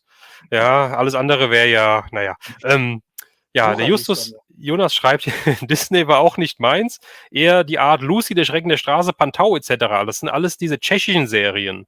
Ah, Ähm, Pantau habe ich auch geliebt mit Die seiner kenne ich Melone. auch, liebe ich auch. Genau, Pantau, Lucy, die Tintenfische aus dem zweiten Stock, glaube ich, hieß es. Das sind alles diese Das tschechischen Klassiker aus den 70ern. Finde ich das kenne ich total nicht. klasse. Ha, du hast da Mhm. Wissenslücken. Da müssen wir Ich dran merke schon, arbeiten. ja. Ja. Ähm, Was haben wir hier? Ach ja, die Tanja schreibt noch was Nettes hier. Das ging mir teilweise auch so. Ich mochte Disney nie so gerne, die haben immer so viel gesungen. Das war genau Ja, mein Problem, ja. richtig, bei mir auch, wobei, jetzt wieder auf den Basil, der große Mäusedetektiv, zurückzukommen. Ich glaube, da wurde wirklich nicht viel gesungen. Also in den früheren Filmen Mhm. wurde ja alle 10 Minuten gesungen. Ich glaube auch Ja. bei Ariel, die Meerjungfrau, der wieder später kam, 89 oder Mhm. irgendwie sowas, da wurde auch viel Mhm. gesungen. Aber ich glaube, bei dem Basil, da war es sehr überschaubar, das Singen. Ja, und das fand ich halt in dem Film halt genau auch toll. Ja. Guck mal, Tanja hat auch noch gerade die Mama von Dumbo gelobt. Die ist nämlich ganz toll. Ja, das stimmt. Die Mama von Dumbo ist eh die tollste, genau, richtig. Ah, den Film, ach, ich weiß es gar nicht mehr. Also ich möchte ihn auch, glaube ich, nicht mehr gucken.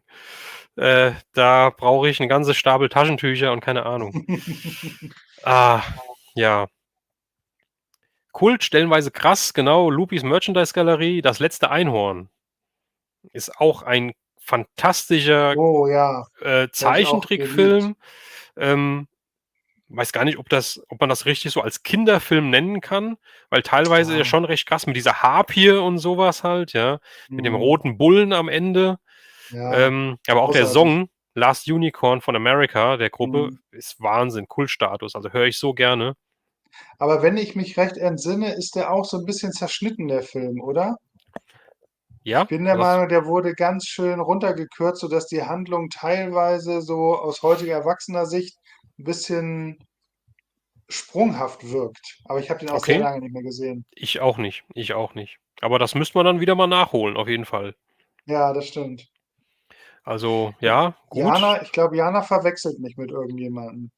Sie Wieso? hat ge ob ich die Karl-May-Bücher habe, vollständig, oder? Ich habe gar nichts.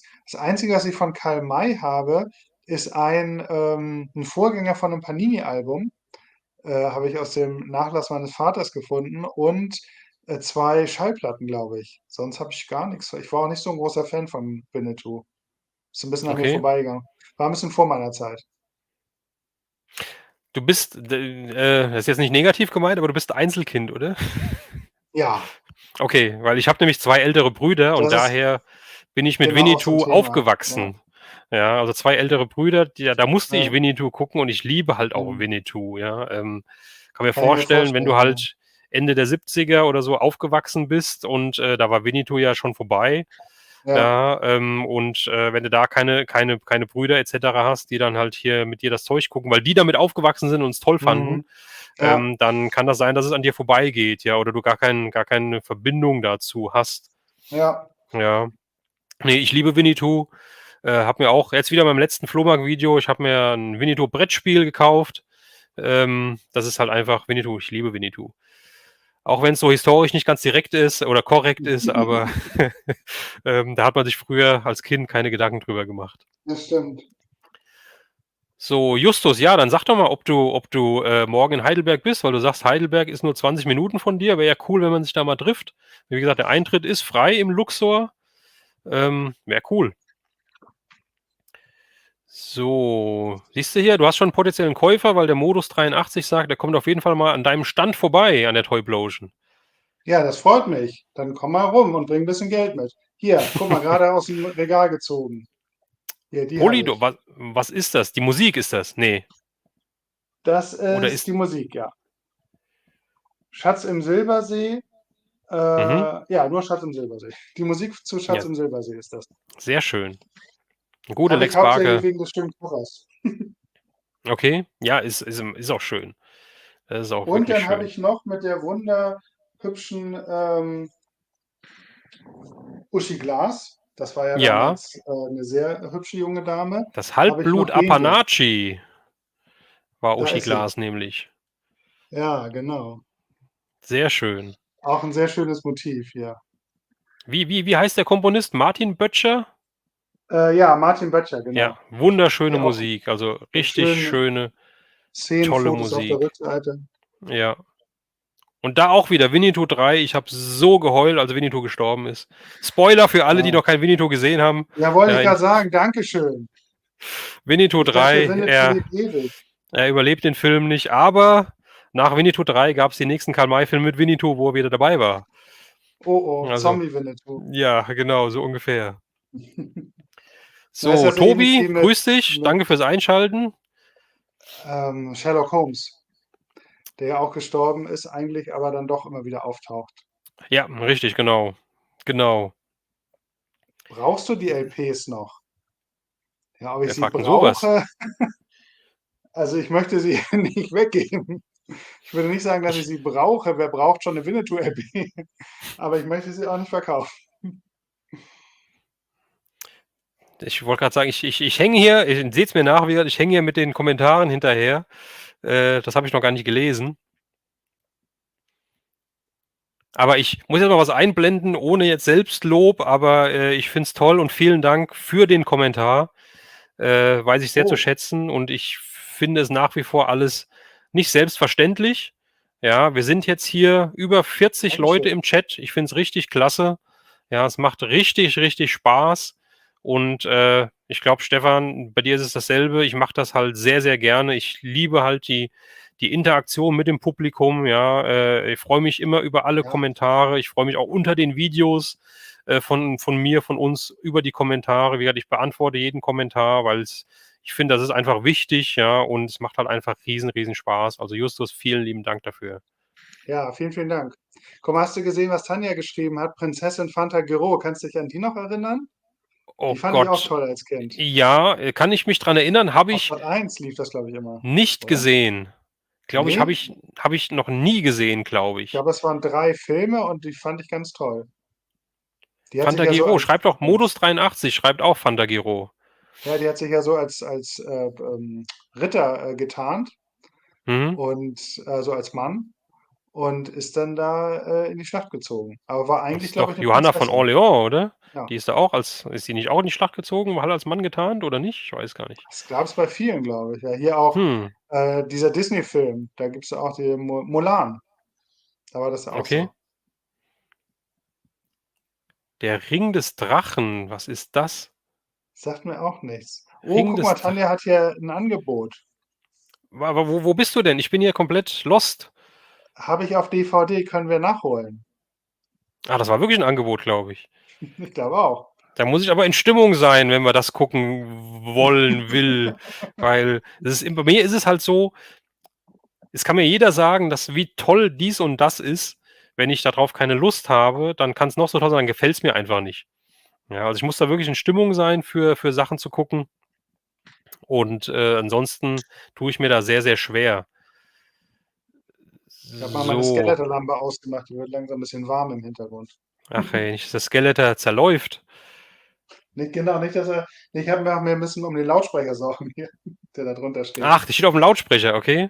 Ja, Ach hier, jetzt lese ich erst, brauchst du die LPs noch? Ich hänge ganz schön zurück, muss ich sagen. Ja, ich merke das schon. Bei mir Ja, springt der Carlito immer automatisch nach Brigante, 'n unten. Abend in die Runde. Guten Ach, Abend hallo. zurück. So, also ich lese hier so viele tolle Sachen, so viele Sachen, worüber ich jetzt die ganze Zeit sprechen könnte, ja. Clever und Smart Comics, Bessie und Silberpfeil Comics, also diese Western Comics von Bastei damals, finde ich total Hm. klasse. Ja, Wahnsinn. Hier kommt aber, die blende ich jetzt gerade noch mal ein, ja, von Flip Jensen, der fragt nämlich: „Schaut ihr noch lineares Fernsehen?“ Ja, also, ich glaube, in unserer Generation beantworten das viele noch mit ja, oder? Also, ich würde eher sagen, bei mir nein. Oh, okay. Also, ich muss sagen, ich schalte den Fernseher ein, wenn irgendwo 'n, also nicht irgendwo, sondern wenn WM, also Fußball jetzt, sage ich mal, WM oder EM und so was, wenn die Spiele halt im Free TV kommen, dann gucke ich auch mal Fernsehen. Ansonsten ist Mhm. es eigentlich reines Streaming, ja, wenn überhaupt. Ja, ansonsten, ja, lege ich mir Blu-rays ein oder sowas, aber so richtig durch, dass ich durchs Fernsehprogramm Mhm. auch irgendwie mal gescrollt habe oder geskippt habe Mhm. oder wie man das sagt, gesappt, so, jetzt habe Ja. ich's, habe ich ewig nicht mehr. Früher, in den 90ern auch noch, haben wir so viel Fernsehen geguckt, auch Anfang der 2000er Ja, noch immer die gut. schöne Fernsehzeitung da gehabt, ja, Da immer die gab's auch noch nicht die Vorabendserien Alternativen. geguckt, in den 90ern auf Mhm. RTL Knight Rider geguckt und so weiter. Airwolf spät abends und so, ja, aber das ist mittlerweile alles, ne, das ist nix mehr für mich. Ich mag die Werbung dazwischen nicht, die alle 5 Minuten Ja, kommt. Ja, das ist diese schon 'n bisschen anstrengend. Zerstückelung, von den Sachen. Ja, Also, was ich halt jeden Tag noch gucke, aber fast jeden Tag sind halt, einmal hatte ich ja vorhin gesagt, Regionalprogramm. Es gibt immer so 'ne halbe Stunde Hamburg-Journal. Das ist auch 'ne ganz gute Uhrzeit, so von 19:30 bis 20 Uhr. Gucke ich dann mhm, häufiger mal beim Essen oder so. mhm, Und danach gucke ich halt meistens noch Tagesschau und dann gucke ich immer, ob irgendwas um 20:15 läuft. Aber ich sage mal, in 90% der Fälle ist nichts dabei oder wenn's 'n Film ist, dann habe ich den halt, den ich gut finde, habe ich den meistens in meiner Sammlung. Dann muss ich mir den natürlich nicht mit Werbung angucken. ja, Aber manchmal, gibt's dann so um 22 Uhr oder 23 Uhr dann noch mal 'n Film, den ich mir dann angucke, so 'n Horrorfilm oder so. mhm. Also, ich gucke schon auf lineares Fernsehen, doch. Und wie ist das mit der Bildqualität? Also, hast du dann alle Kanäle auf HD oder ist das dann Ja. wirklich 'n schlechtes? Nein, ich habe alles in Okay, HD. okay. Ja, habe ich auch nicht. Also, ich habe die Standardprogramme, die's halt die Mhm. halt in HD ausgestrahlt werden, aber ich glaube, das ist immer noch Mhm. 720p, glaube ich, oder so. ARD, ZDF, ja, Ja, das weiß nicht genau. und den Rest, also, kann ich auch, also, habe ich auch gar keine Lust für, da irgendwie extra was auszugeben für oder so was Mhm. halt, ja, dass ich jetzt 'n Sender wie RTL oder so, in HD sehe. Und ohne HD, kriege ich Mhm. Augenkrebs mittlerweile, also, da Ja, lasse ich's ganz. das Ja, ja, ich habe also halt, so 'n Sky-Paket, wo das auch, da ist das, glaube ich, alles mit drin. Da ist auch Netflix mit drin und so. Und da sind okay. eben auch die privaten Sender in HD. Aber es ist tatsächlich, also RTL und ProSieben, das ist wirklich krass. Das waren ja damals so, wenn ich mich erinnere, meine Jugendzeit, so mit 17, 18 war das so die Hauptsender, die man geguckt hat. Mhm, Damals noch mit TV Total und so, das war ja, und die mhm, Simpsons, was alles so. ProSieben war ja so Pflichtsender. Und ja. heute, ich weiß gar nicht, wann ich zuletzt irgendwas auf ProSieben geguckt habe. Also, es ist schon, hat sich schon sehr, sehr geändert. Das ist schon richtig, Ebenso, ja. ebenso. Aber hier habe ich gerade noch einen Kommentar, auch von der Tanja, der geht noch rein hier, der passt nämlich gerade zum Thema. Und zwar: „Sammelt ihr noch Filme Mhm. auf DVD, Blu-ray oder streamt ihr eher?“ Wie sieht's da bei dir Also, aus? ich bin sehr, sehr traurig, wenn ich zu Saturn oder Mediamarkt gehe, haben wir ja beide sehr große hier in Hamburg, sogar der größte Saturn der Welt ist das ja, glaube ich, den wir in Hamburg haben. Aber es ist wirklich traurig, was aus der Filmecke geworden ist. Also, es ist wie so 'n, ich stelle mir das so 'n bisschen vor wie die Eisberge an den Kappen da. Jedes Mal, wenn man da hinfährt, ist kleiner geworden. Also, das ist wirklich unglaublich, wie diese, das war ein ganzes Stockwerk, nur Filme. Mhm, Dann kam irgendwann, ach so, dann waren noch mal Videospiele dabei, dann kam irgendwann Spielzeug plötzlich dazu. Jetzt haben die noch Comics da mit drin und mhm, Musikinstrumente und die Filmecke mhm, wird immer kleiner und kleiner. mhm.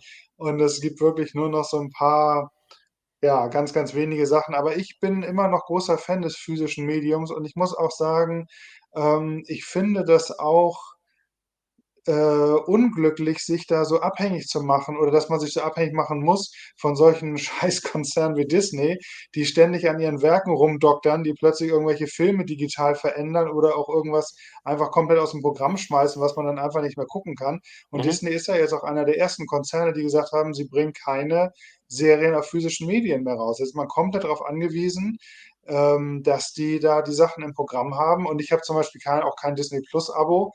Mhm. Und ich habe mich schon sehr geärgert, dass als die ganzen Marvel-Serien von Netflix verschwunden sind, dann liefen oder laufen sie immer noch bei Disney, aber als sie noch bei Netflix liefen, sind sie eben auch als Blu-ray rausgekommen. Mhm. Daredevil zum Mhm. Beispiel Mhm. oder Power Man und Jessica Jones und was es da alles Mhm. gab. Und ja, das wird alles nicht fortgeführt. Eine Daredevil hätte ich so gerne die komplette Serie, aber dritte Staffel hat Disney einfach nicht nötig, die nochmal rauszubringen. Krass. Aber Also gibt's gibt's Disney nervt gibt's mich sehr, muss ich sagen. gibt's die ersten 2 Staffeln jetzt noch, seit das zu Disney gewandert ist, zum Kaufen draußen im Handel oder haben die das ja die Ja, Produktion eingestellt? das weiß ich nicht. Also vielleicht sind das auch Restbestände, aber die findet man noch Mhm. hin und wieder, ja. Okay, Oder auch, interessant. oder auch Agents of Shield habe ich total gerne geguckt. Das sind, glaube ich, 5 Mhm. Staffeln.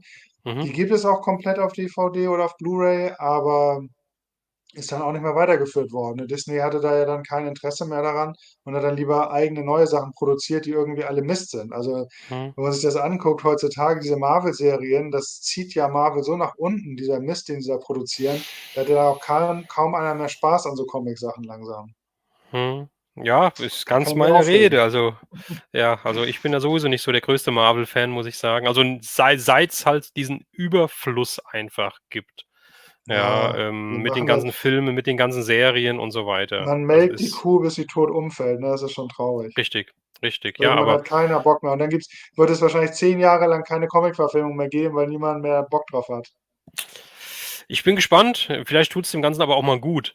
Ja, Also ich muss sagen, wahrscheinlich. was DVD und Blu-ray angeht, ja, ich sammle das Ganze noch, also eher Mhm. Blu-ray. Ja, streamen tue ich halt auch notgedrungen.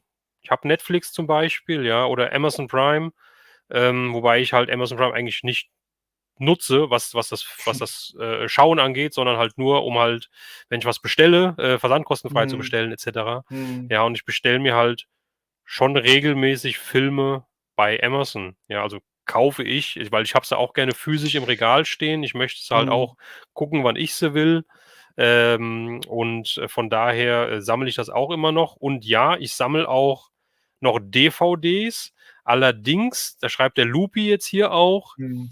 er wundert Das sich, wundert mich auch. dass noch viele Filme auf DVD gibt, aber es gibt immer noch Mhm. diese Hochrechnung, dass irgendwie gefühlt 70% der Menschen, die halt einen Player zu Hause haben, kein Blu-ray, sondern nur DVD haben. Ja, also Blu-ray ist immer noch die Minderheit, obwohl es Kann jetzt man gar schon nicht 4K glauben. gibt. Ja, Ja. hat immer noch, weiß ich was, auf zehn Haushalte Mhm. mit Geräten haben 8 Stück einen DVD-Player und nur 2 einen Mhm. Blu-ray-Player. Ähm, Unglaublich. ja, und viele alte Serien und so weiter kommen halt auch nur auf DVD raus, wenn sie mal aufgelegt werden. Ja, Mhm. also Filme weniger, finde ich, Serien hauptsächlich. Ja. Und die diverse Serien hole ich mir dann halt, weil ich sie halt gerne hätte. Ja, Mhm. so, ich weiß nicht, als Beispiel Space Rangers, Captain Power, so Sachen aus den 90ern, ja, diese ganz schlechten Mhm. Trash-Serien, die gibt's nicht auf Blu-ray. Gibt's mit Sicherheit in den USA auf Blu-ray, weil da gibt's alles auf Blu-ray. Ja, und in Mhm. Deutschland kommt das dann halt auf DVD raus und man muss froh sein, Mhm. dass man es überhaupt bekommt. Ja, Ja. also von daher, also sammeln, ja, physisch auf jeden Fall. Ja. Bei mir auch so. So, was haben wir Aber denn noch? kaufst du noch aktuelle Filme, Frank? Was ist so Ne, der neueste Film, den du hast? ähm, ähm, ich muss sagen, ich kaufe neue Filme, wenn's Sachen sind, die mich interessieren. Also ich habe zum Beispiel den Ghostbusters Legacy, also Afterlife heißt der in Deutsch, glaube ich, ja. Keine Ahnung, wieso die auch den Namen ändern, aber den neuen Ghostbusters-Film, den habe ich mir sogar auf 4K Blu-ray geholt. Das ist, glaube ich, auch Ähm, meine letzte Neuanschaffung. Ja, und so Standardsachen, also wie gesagt, die Christopher Nolan Batman-Trilogie, die habe ich auf Blu-ray, so Sachen halt. Also sehr Schon dediziert, einige sehr Jahre alt jetzt. ausgewählt. Ja, leider Gottes, Ja. ja, sehr ausgewählt. Mhm. 99 oder 95% meiner Sammlung besteht aus Filmen der 70er und 80er Jahre und Ja. Anfang 90er. Mhm. Mhm. Was ich mir immer noch kaufe, wenn die neu rauskommen, sind Mission Impossible Filme. Mission Impossible ist eine Serie, finde ich großartig. Geht Und mir auch da so. habe ich auch mir die ganzen Filme auf schön im Steelbook gekauft, so als Special Edition. Mhm. Und habe mir auch den neuen jetzt angeguckt, fand den auch wieder toll. Also Tom Cruise, egal was man so privat von ihm hält, aber er liefert einfach ab, muss man sagen. Sehe ich genauso. Ich finde, Immer Mission top. Impossible ist das zigfach bessere James Bond mittlerweile. Ja, Ja, also ich finde es richtig toll, ich finde es richtig klasse. ja. Und Meinung zu Tom Cruise habe ich dasselbe, ja. Also ich mag seine Filme, Hm. auch die alten Filme, ja. Privat kann man da eine andere Meinung zu haben, wenn das alles stimmt, was man liest und hört, das weiß man ja auch nicht hundertprozentig. Richtig, das Ja, ist auch noch so aber ein Punkt, Filme, ja. wie gesagt, finde ich ein grandios einfach. Aber ich muss auch sagen, dass ich schon sehr, also mich tangiert das nicht so besonders.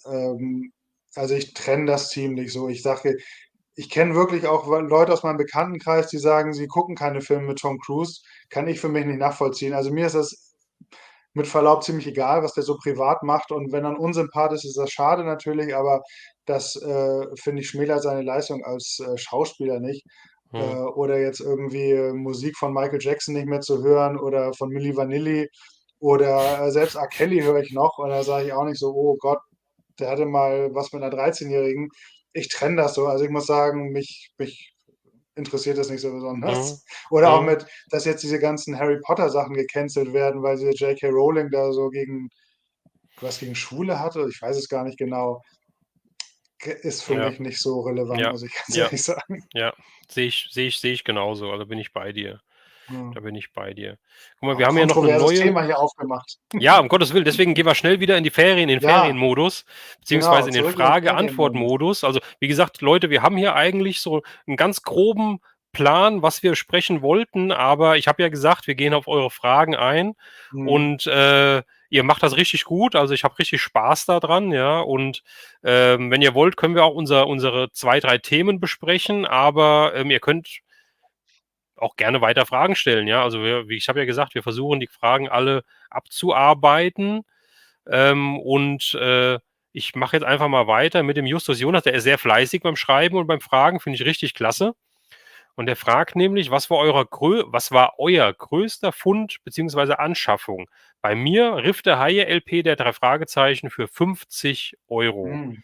Leute, wenn ihr das jetzt lest und hört, ich muss noch mal gerade fragen, ich hoffe, es handelt sich um die Erstauflage, um die alte Auflage, weil dann kann ich nur sagen, Glückwunsch, dass du 50 Euro bezahlt hast, weil die Platte geht ja heutzutage für einen dreistelligen Betrag, keine Ahnung was, 400, Oh, 500 Euro, keine Ahnung was, weg, oh, wenn sie im ist das die Mint-Zustand letzte? ist. Das ist die letzte, das ist die 30, glaube ich, oder 31. Oh, Bin ich mir nicht heftig. hundertprozentig so sicher. Aber schreibt doch mal in die Kommentare, Justus, wann Ja, das war, natürlich diese schreibt er. 50 Euro. Ja, weil das Also er sagt, es interessiert war die mich. alte. Das war die alte. Okay, siehst du, aber nicht bei den Kommentaren schon wieder hinterher? Er hat geschrieben, ja, natürlich. Ja, dann war es die alte. Ja, also richtig, also Glückwunsch dafür. Also die fehlt mir auch noch. Und die würde ich sogar einfach nur, um sie im Regal stehen zu haben, auch gerne. Ähm, äh, nee, oder? Jetzt schreibt er noch was und zwar, er hat sie vor 3 Wochen auf Kleinanzeigen gefunden. Wahnsinn, also Oh, dann nochmal meinen Glückwunsch, also ein richtig, richtig cooler Fund. Also man kann noch, also Schnäppchen, wenn man von 50 Euro ist viel Geld, ja. ja, aber trotzdem bei Hm. der Platte wiederum muss man bei 50 Euro vom Schnäppchen reden.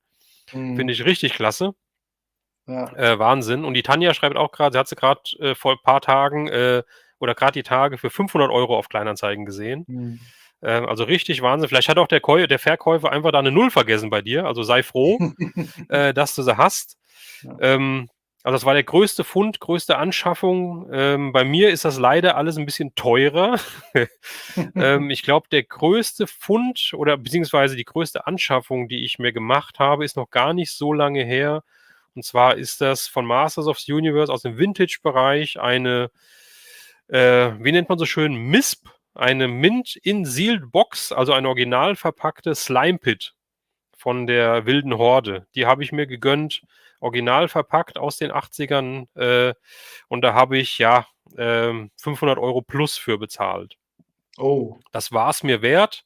Ich wollte es unbedingt haben, dieses Teil. Ist eine Mhm. europäische Box. Die ist ja eigentlich mit deutscher Schrift, wobei es das Ganze eigentlich in Deutschland gar nicht gab. Also ist ein richtig cooles Teil. Und das war halt ein Ausreißer bei mir. Ansonsten gucke ich da schon drauf. Ich finde es halt ein Haufen Geld, ja, fürs Hobby, weil ich denke, was ich mir Ja. dafür viele, viele tolle Sachen hätte kaufen können oder in Urlaub fahren können und so weiter. Aber das musste ich mir gönnen. Und ich freue mich jedes Mal, wenn ich sehe.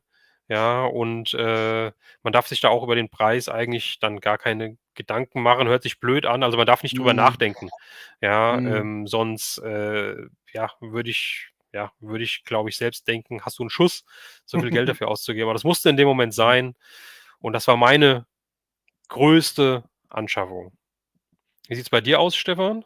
Ja, ist bei mir ganz ähnlich, nur dass es nicht die Slime Pit war, sondern der Fright Fighter. War auch Mhm, noch nicht mal Mint in Sealed Box, sondern nur Mint in Box. Aber fand ich auch okay. Ich wollte einfach gerne, habe ich auch ein Video zu gemacht, ich wollte einfach gerne die US- oder die spanische Box haben, weil die das komplette Artwork drauf hat, im Gegensatz zur europäischen. Da ist der Karton nämlich kleiner und das Artwork abgeschnitten. Und ja, die hat auch so um 500 gekostet, habe ich aus mhm, Spanien mhm, gekauft. mhm, Aber man kann auch immer noch Schnäppchen machen. Das Ding ist halt, diese Masse an Angeboten, manchmal ist man einfach der Erste, der es sieht und es gibt doch einige Verkäufer, die sich auch nicht im Voraus so richtig informieren, was die Sachen kosten. mhm. Also ich weiß, ich habe vor ein paar Jahren, ist nicht lange her, da habe ich auch noch für einen spanischen kompletten Clamp Jam, ich glaube, 30 Euro oder so bezahlt. Ich war aber einfach Das der Erste, der ihn ist sehr gesehen hat gut. und es fehlte zwar irgendwas von der Rüstung. Ich glaube, die Rückseite der Rüstung fehlt, aber ich hatte noch eine komplette Rüstung, deswegen war das nicht so schlimm. Mhm. Und ja, mega Schnäppchen gewesen. Und so findet man schon immer noch mal günstige Sachen. Aber es wird natürlich immer schwerer. Und Das was wird man ja immer auch schwerer. sagen muss, es gibt ja mittlerweile auch viele so kleine Vintage-Toy-Shops, die, glaube ich, auch sehr viel Zeit bei eBay investieren und versuchen, da günstige Sachen zu finden für ihre Ja, eigenen Shops dann. ja, Also die sieht man immer Konkurrenz wieder. ist groß, ja. Mhm, richtig, sieht man immer wieder. Ach, Aber guck mal, kommen wir hier, jetzt, da ja? wollte ich auch noch mal ganz kurz drauf eingehen, weil ich gerade lese hier, der Tobi schreibt: „Ich sammle Filme noch als Medium, immer welche, die mir wichtig sind, gerne als Steelbook oder Mediabook.“ Und da muss ich auch sagen, ich bin da sehr auf diese Special Editions mittlerweile gegangen, seit Okay. es diese Ach, da. idiotischen FSK-Aufdrucke vorne drauf Oh gibt. ja. Also, das macht für mich einfach als, jemand, der sehr so auf Coverdesign achtet, macht das für mich einfach das Gesamtbild sehr kaputt. Gerade auf der relativ kleinen Blu-ray-Packung fällt das ja noch negativer auf, Mhm, weil sie es mhm, ja nicht prozentual richtig. angepasst haben, diesen blöden FSK-Flatschen, wie man sie so schön Mhm, nennt.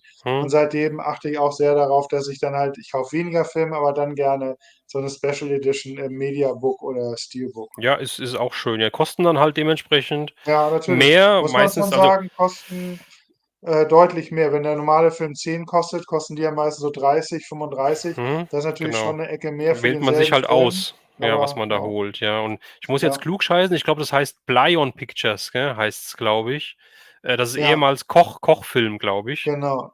Die Koch haben ja auch die Media. schöne große Masters-Box rausgebracht jetzt und Genau, die Knight richtig, Rider-Box. richtig. Die bringen ja auch, ich glaube, die haben halt auch die Miami Vice, ne, Straßen von San Francisco haben sie jetzt neu rausgebracht auf Blu-ray mit Ah, Michael cool. Douglas, ja, aber und Mhm. auch Miami Vice hatten sie, glaube ich, rausgebracht. Knight Rider haben sie auch Genau. schon rausgebracht, aber die kosten halt alle irgendwie 150 Euro, ja, gefühlt, diese Boxen. Und das ist mir dann 200. halt echt Ja. viel Geld für eine Mhm. Serie. Auch wenn da Ja, halt das ist schon wirklich, viel. wenn das halt wirklich, sie halt wirklich eigentlich wert ist, weil sie halt diese ganzen Mhm. Sachen wirklich remastern, Mhm. neues Bonusmaterial draufpacken, das Bild wirklich toll ist, ja, ist mir das halt trotzdem ein bisschen, teilweise immer ein bisschen zu viel wert. Ich habe hier aber, wenn wir jetzt nochmal zurückgehen, gehen wir jetzt nochmal zurück, da wo wir eigentlich hin wollten, und zwar in die 80er, hat die Jana nochmal eine Frage gestellt, und zwar eine Grundschulfrage. Pelikan oder GH-Füller und Scout-Tornister, und wenn ja, welche Farbe? Ja, Also Pelikanfüller auf jeden Fall und Scout-Tornister, der war bunt. Ich weiß nicht mehr. Also ich hatte einen, ich weiß, es Mhm. gab einige, die hatten schon sehr früh diese Eastpak-Rucksäcke. Da war ich nicht so Ach cool, muss ich hey. gestehen. Ich hatte noch Mhm. recht lange diesen Scout, weil man sich da halt so schön raufsetzen kann. Ich weiß noch, erst als ich so schwer geworden bin, dass ich mich nicht mehr raufsetzen konnte, da wollte ich dann auch lieber so einen cooleren Rucksack haben. Aber bis Mhm. dahin irgend so einen bunten, Aber auch schon in der der war bunt. Grundschule? Hm? Nee, oder? In der Grundschule haben die noch keine Rucksäcke gehabt, oder bei dir? Nee, Grundschule nicht, aber dann Ja, so ab fünfte Klasse, da hatte ich, weiß ich noch, da hatte ich wirklich. den noch und Mhm. einige andere hatten schon diese Rucksäcke. Boah, okay, krass. Also bei mir war es auch definitiv der Pelikan-Füller. Später war es dann GH, und, in der Grundschule hatte ich keinen Scout gehabt, zumindest nicht zum Anfang, sondern ich hatte einen, ich glaube, der hieß Poncho, hieß Oh, der. Das war so 'n, ein das Poncho. ist, also heutzutage gibt's das wahrscheinlich nicht mehr. Ich glaube, das war so 'n kleiner Mexikaner oder so was, der 'n Poncho anhatte und so 'n riesen Sombrero aufhatte. Der war da so abgebildet. Also, das gibt's heutzutage wahrscheinlich Schwierig, nicht mehr. schwierig. Ja, und, dann gab's aber dann im Nachhinein, wie ich 'n bisschen älter geworden bin, gab's dann auch 'n Scout-Schulranzen, und zwar den typischen blauen mit diesem orangenen, Reißverschlussfach vorne dran. Also, den hatte ich dann gehabt. Also, typisch blau, wie sie wahrscheinlich Mhm. 90% aller Kinder gehabt haben. So, was haben wir denn noch? Dankeschön, Carlito. Das stimmt, ja, ist so. So, jetzt wird's, ja, ich blende mal was ein. Oh, Der George Clooney fragt nämlich: „Was sagen eure Frauen zu eurer Sammelleidenschaft?“ Ich lasse gerne dir den Vortritt. ja, das habe ich jetzt tatsächlich häufiger gelesen, die Frage, als ich die Kollegen hier vorgestellt habe. Ach, Diese okay. riesen Skeletor-Statuen und die Panther-Statue in ähm, ja, extremen Ausmaßen. Aber meine Frau ist da sehr entspannt. Also, die sagt da, die findet das schön, dass ich mein Hobby habe und freut sich da für mich. Sie teilt das Hobby nicht, was ich ja absolut in Ordnung Mhm. finde, aber sie respektiert da die Leidenschaft, die ich da reinstecke und ähm, supportet mich da, wo es geht. Und ja, ich habe da großes Glück, dass ich noch mir nicht anhören musste, ja, entweder die Figuren gehen oder ich oder sowas. Wenn's mal so weit ist. Ja. Wie entscheidest du dich? Also, ich glaube, Hm, wenn die Frage schon gestellt wird, dann ist schon einiges vorher schiefgelaufen. ich glaube auch. Ich glaube auch. Ja, bei mir ist es so, genau andersrum, also nicht andersrum wie bei dir, aber die Sammelleidenschaft wird geteilt und das finde ich super, super toll.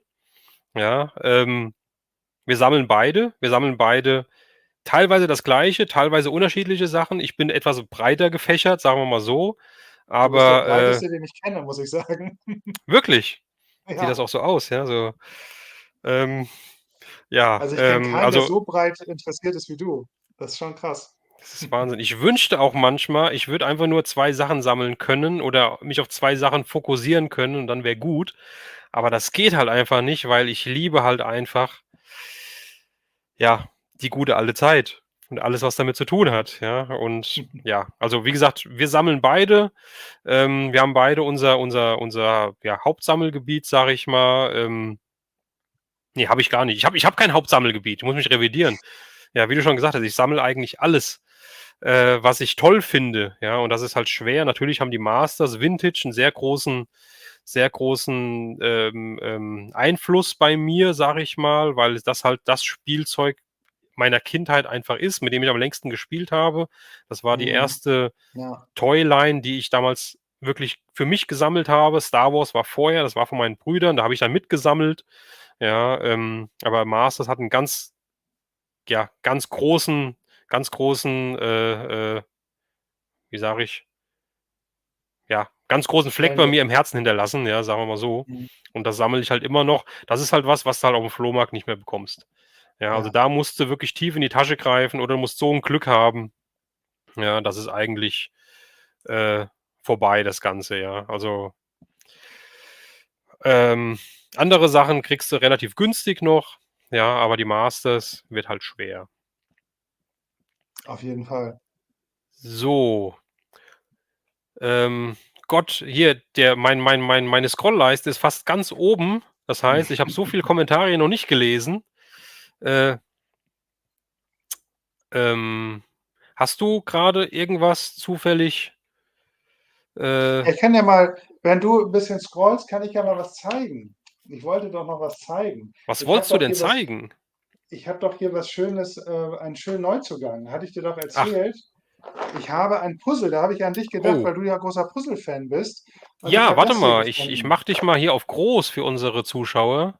Ja, ich habe hier dieses schöne Schmidt-Spiele-Puzzle und Nein, ich habe mich ein bisschen gewundert, was dieser Adler da soll. Der hat mich ein bisschen irritiert, aber sonst, der sieht ein bisschen aus, als wenn er He-Man die Axt klauen will. Aber sonst fand ich das halt tatsächlich. sehr cool, vor allen Dingen, weil halt Sodek mit drauf ist, der hier Was nett macht winkt. Sodek? Er, Er winkt ihm nach, oder was? er winkt zum Abschied, ja. Mhm, Und nun muss, das Puzzle ist allerdings offen. Das ist in sehr schönem Zustand, aber es ist offen. Und da mhm, habe ich mich tatsächlich hingesetzt und Teile gezählt. Es soll mhm, halt 200 Teile haben und bei mhm. 199 war Schluss und ich habe mich richtig geärgert, bis ich dann gesehen habe, dass ich ein Puzzleteil hier in diesem weißen Papier hier am Rand verfangen hatte und dann waren es doch 200 und es ist somit komplett und das werde ich demnächst dann mal puzzeln. Ja, Oder sehr vielleicht hebe ich schön. noch von Herbst auf, ich weiß es noch nicht Ja, genau. Herbst ist schön, Puzzlezeit, wenn es Herbst ist die draußen dunkel Puzzlezeit. ist, machst du dir einen Ja, schönen, keine Ahnung, was, eine schöne Kanne Tee oder irgendwie sowas, machst dir ein Hörspiel dabei an und dann ja. passt du das Puzzle auf den Tisch, noch eine Decke eingemummelt oder sowas halt, ja, also Du richtig toll. als Puzzle-Experte, was würdest du sagen, wie lange braucht man für ein 200-Teile-Puzzle? Ich kann das gar nicht einschätzen. Für ein 200-Teile-Puzzle 10 Minuten. Was? Nur Also aber auch. also du kannst das natürlich auskosten, ja, und, du kannst da auch 2 Tage dran sitzen, ja, aber wenn du es halt wirklich halt puzzeln willst, ich mache das halt immer, wenn ich Sachen auf dem Flohmarkt Puzzle auf dem Flohmarkt finde und die Leute sagen dann halt immer, ich frage halt immer: „Ist das komplett?“ Die Leute sagen natürlich immer: „Ja, ja, ja.“ Hm, aber das weißt du ja trotzdem bestimmt. nicht, ja, und das ist halt einfach nur Risiko, wenn du's da mitnimmst Hm. und, ich will die dann immer zu Hause halt einfach schnell puzzeln, weil ich sehen will, ob sie komplett sind oder nicht. Also du Und zählst sie nicht durch, ich die zähle die nicht durch, Teile. ich puzzle. Ich Okay. puzzle die dann, ja. Und, aber wenn du dir halt wirklich so Zeit lässt, dann kannst du da schon, ja, Gott, maximal 'ne halbe Stunde, aber das ist aber wirklich, Guck mal hier, äh Daddy Vintage schreibt, für 1000 Teile haben wir 7 Tage gebraucht.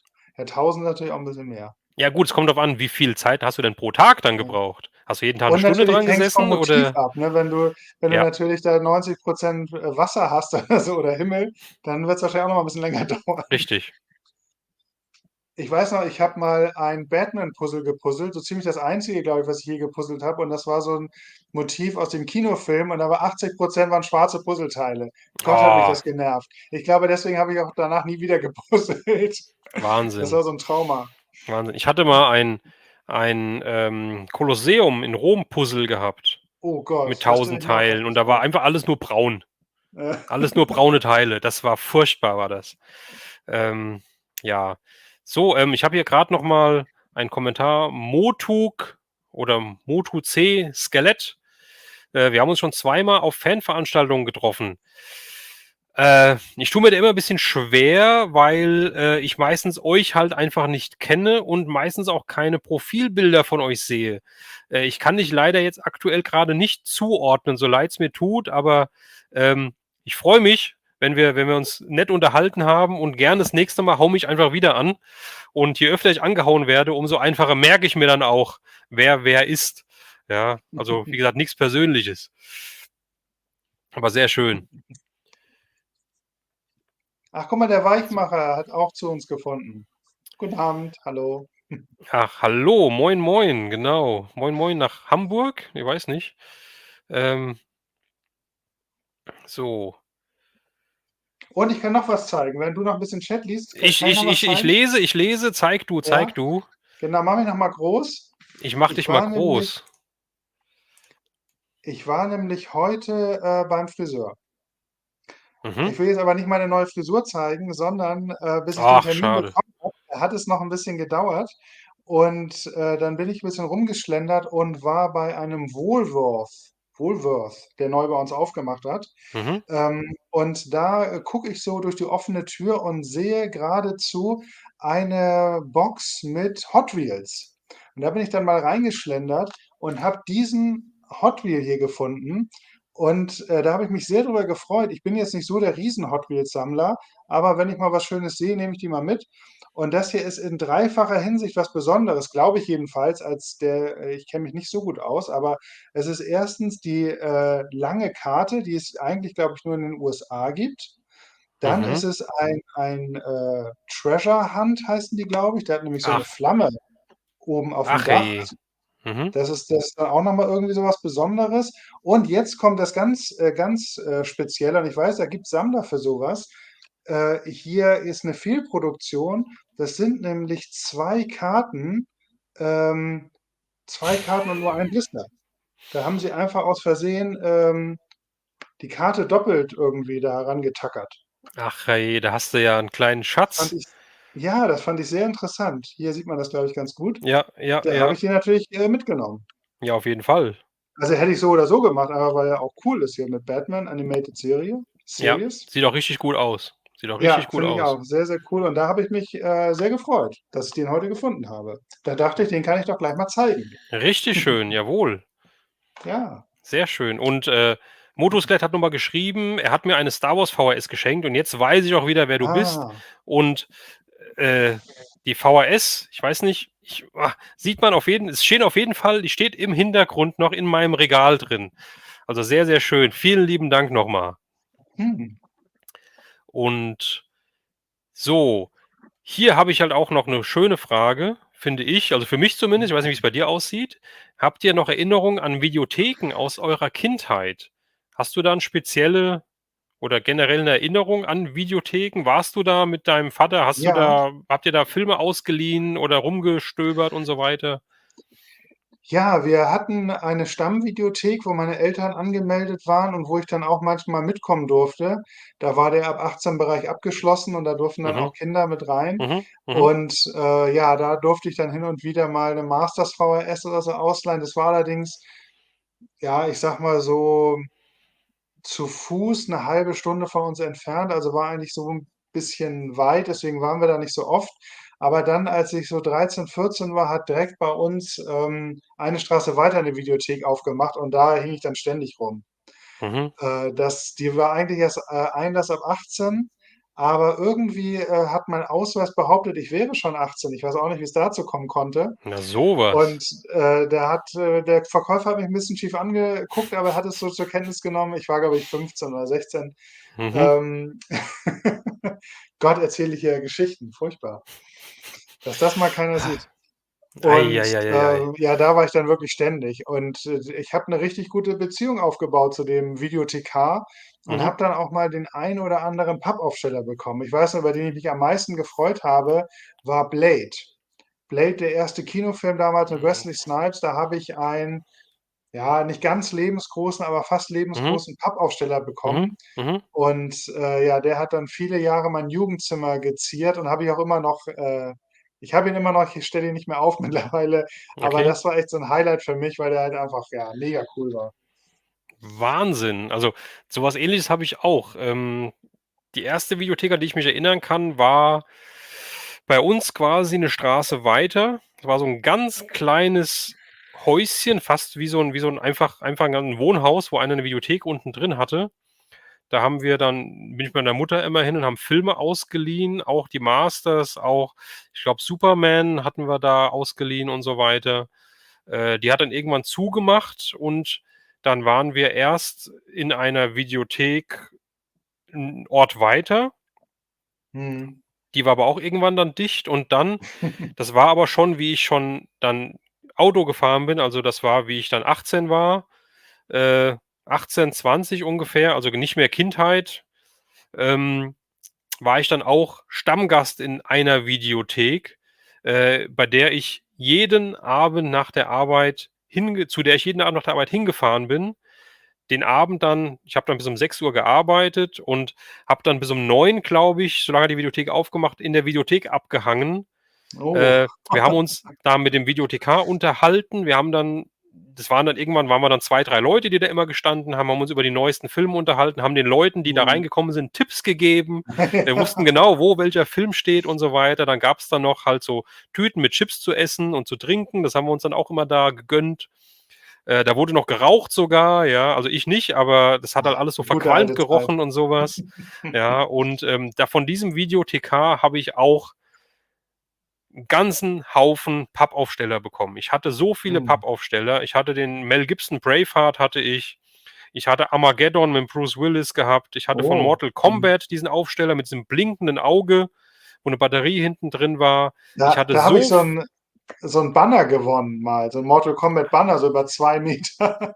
krass, okay. Ja, ich habe noch die Videokassette, habe ich noch. Die Videohülle mit dem blinkenden Auge, die Die funktioniert habe ich sogar noch. auch, ja. Die habe ich noch. Und wie gesagt, da habe ich so viel Zeit mit verbracht und der Videothekar hat mich dann auch teilweise dann angerufen, wenn er im Zentrallager, das war der Deutsche Videoring, war das damals, Mhm. ähm, wenn er im Zentrallager war und hat gesagt, hier stehen noch Aufsteller von XY, willst du davon was haben, dann packe ich es ein. Du bist ja heute Abend Oh, das ist sowieso aber wieder in der sehr nett. Videothek. Ja, ja, die habe ich dann noch original verpackt gehabt. Die habe ich dann auch bei mir stehen gehabt, weil ich gar keinen Platz mehr hatte, sie auszupacken. Mhm.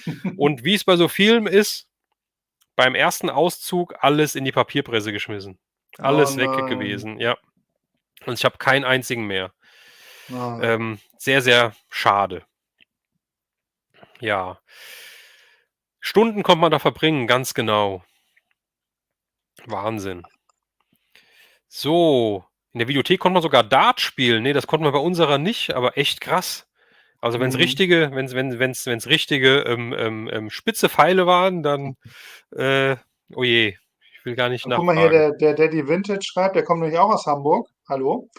Okay. Und er schreibt, in seiner Videothek gab es sogar Ach kleine da. Kabinen, wo man Filme gucken konnte. Auch kenne ich Ach, tatsächlich, das kenne ich überhaupt nicht. ne, kenne ich auch nicht. Das kenne ich überhaupt nicht. Wir hatten bei uns hatten wir hier war der Tresen von der mal gucken, ob ich's in die Kamera reinkriege. Hier war der Tresen von der Videothek und da hat er da unten drunter so 'n Videorekorder gehabt und dann oben an der Wand dahinter war 'n kleiner Fernseher und da hat er dann halt immer, wenn nix los war und ich bin da reingekommen, es war keiner drin, der hat halt immer Filme laufen lassen, hat Filme geguckt. Mhm.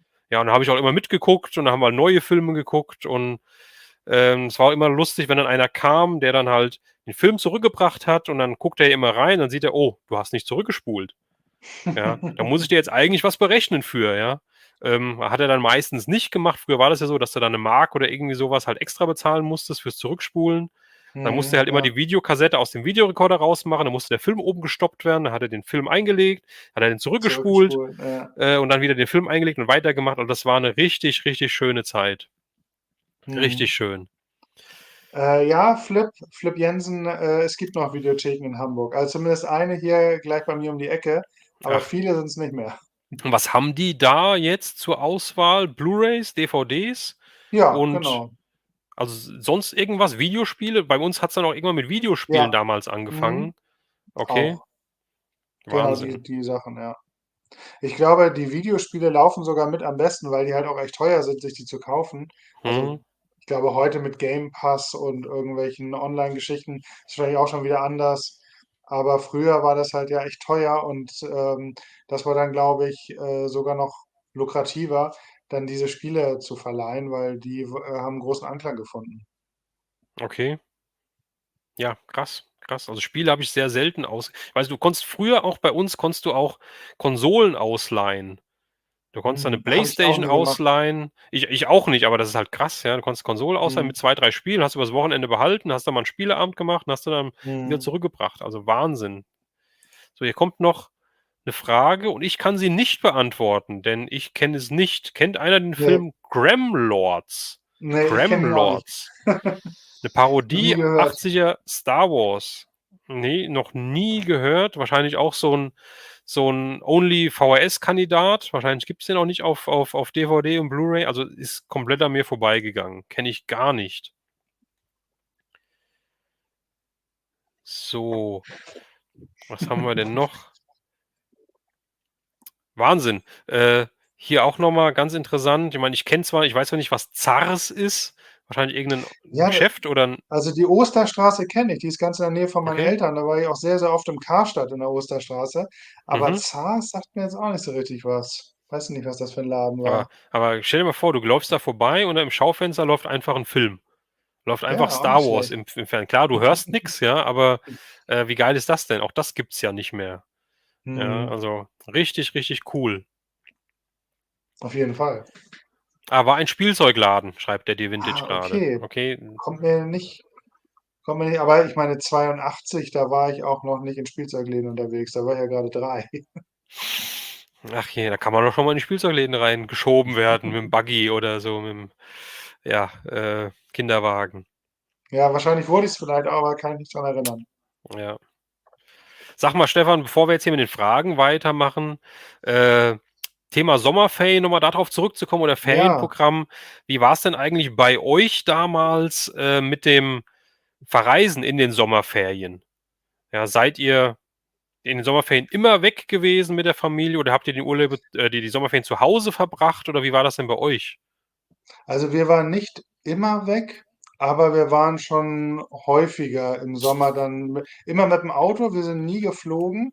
Also das Mhm, einzige Mal, glaube ich, als Kind mal nach Italien, aber da war ich, glaube ich, so 2 oder 3, das kann ich nicht erinnern. okay. Und sonst halt mit dem Auto, erst mit dem Opel Ascona, dann später mit dem Manta A, in den Dem Urlaub Manta gefahren, A. alles der Wagen komplett vollgepackt und ich Mhm, saß da hinten drin zwischen den ganzen Kram und habe mir da, es gemütlich gemacht. Und ich weiß, dass Wahnsinn. wir zweimal in Ungarn waren, weil wir hatten Freunde aus der DDR und die durften ja nicht so, viel reisen, aber Ungarn ging eben. Das Mhm, weiß ich, da waren wir zweimal, das war ganz toll. Am Plattensee damals waren ganz tolle Urlaube. Ähm, Dänemark kann ich erinnern, waren wir auch mal. In der Schweiz waren wir mal. Aber später sind wir dann nicht mehr so viel weggefahren. Da war ich dann oft bei meiner Tante. Meine mhm, Tante wohnt mich ein bisschen außerhalb von Hamburg in Pinneberg, Tornesch, kennt mhm, wahrscheinlich mhm. keiner. Aber das war damals so eine Gegend, da standen wenige Häuser, Einfamilienhäuser und da war sehr, sehr viel Natur. Und da habe ich meine Sommerferien dann oft verbracht, haben da Kaulquappen und kleine Frösche gefangen und haben Oh ja. da die Landschaft erkundet mit meinem Cousin, der ist ein paar Jahre jünger als ich. Mhm. Und das waren wirklich tolle Sommer. Habe ich Sehr schöne schön, Erinnerungen dran.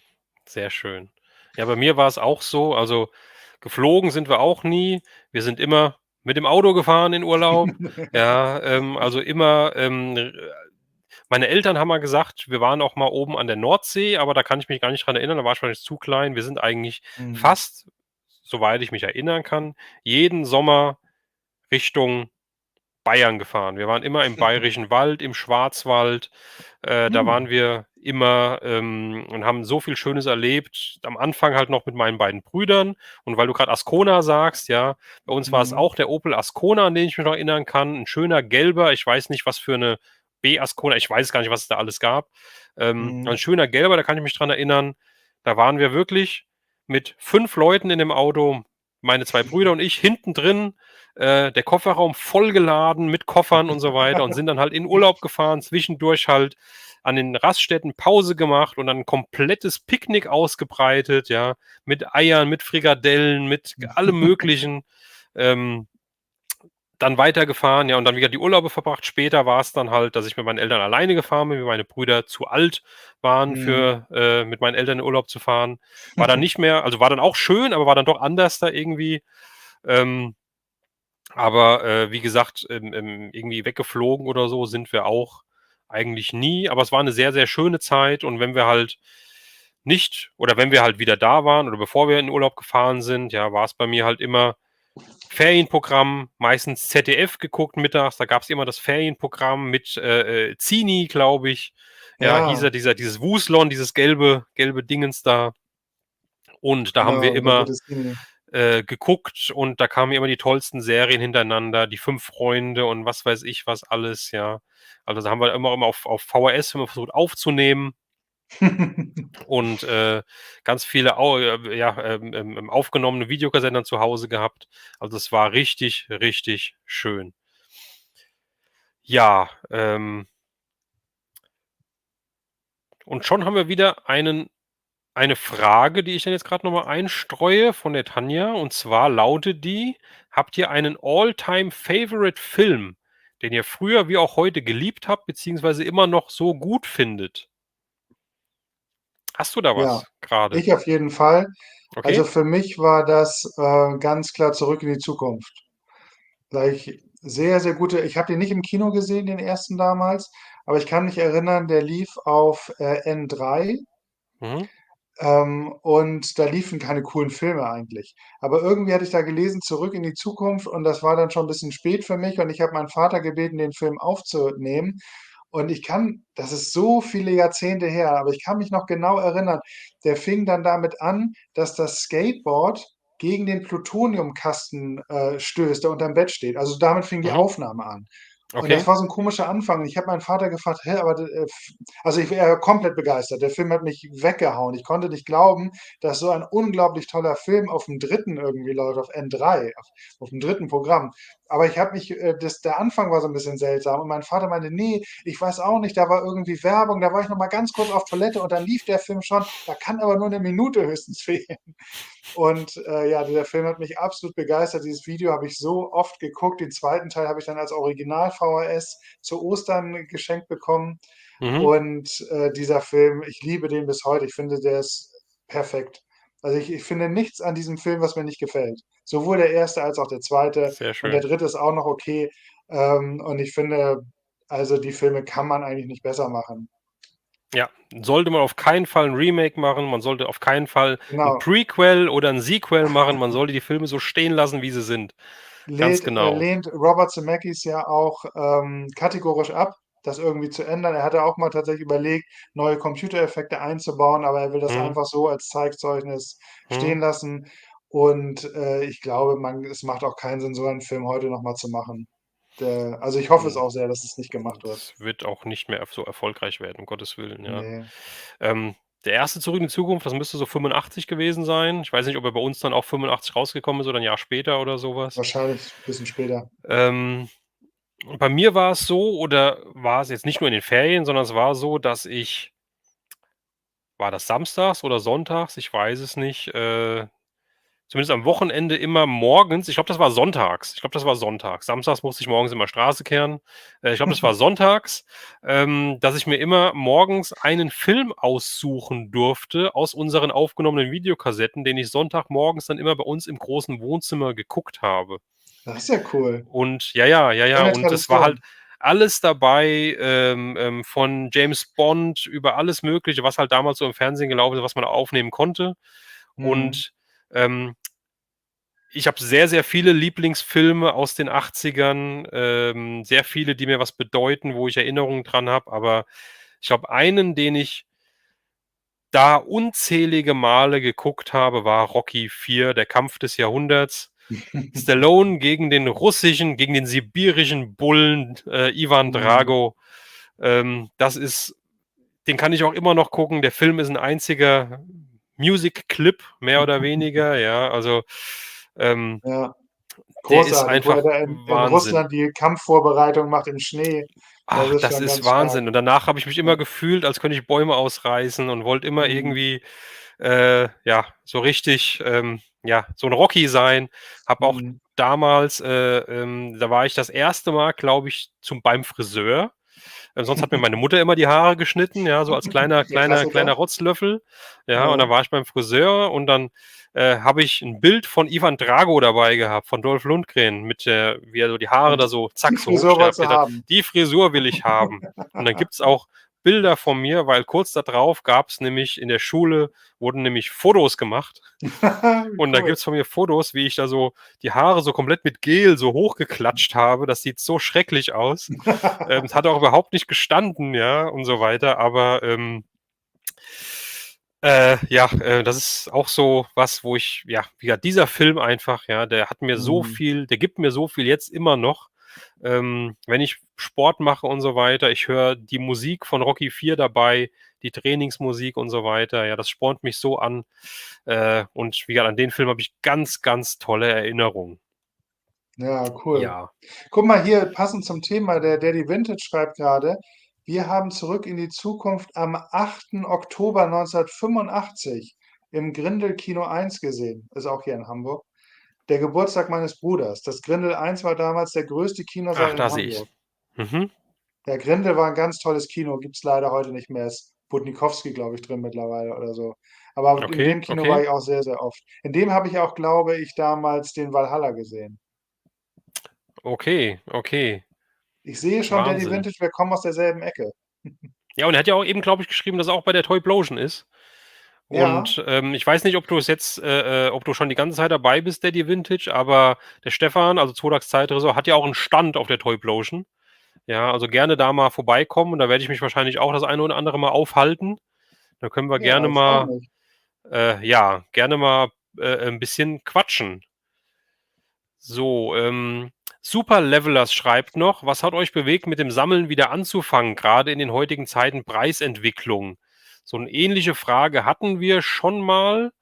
Ähm, Mhm. Ganz kurz noch mal zusammengefasst, also das Anfangen hat bei mir einfach angefangen, weil ich einfach wieder Bock hatte, die alten Sachen zu sammeln, sagen wir ganz ganz ganz grob, ja. Und, Preisentwicklung ist natürlich ein Riesending bei vielen, vielen Vintage-Toys, ja, speziell halt, Action-Toys, speziell die Masters of the Universe, wo die Preise auf einem, glaube ich, Allzeithoch sind, und ich Ja, befürchte, dass es nicht mehr allzu viel höher geht.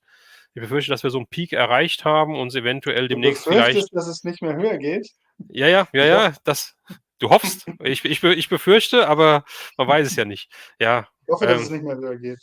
ja, ich Aber habe ja gut, auch ein mir ist paar eigentlich Sachen egal. ja, ich habe auch ein paar Sachen, ein paar Mocks, also ein paar original verpackte.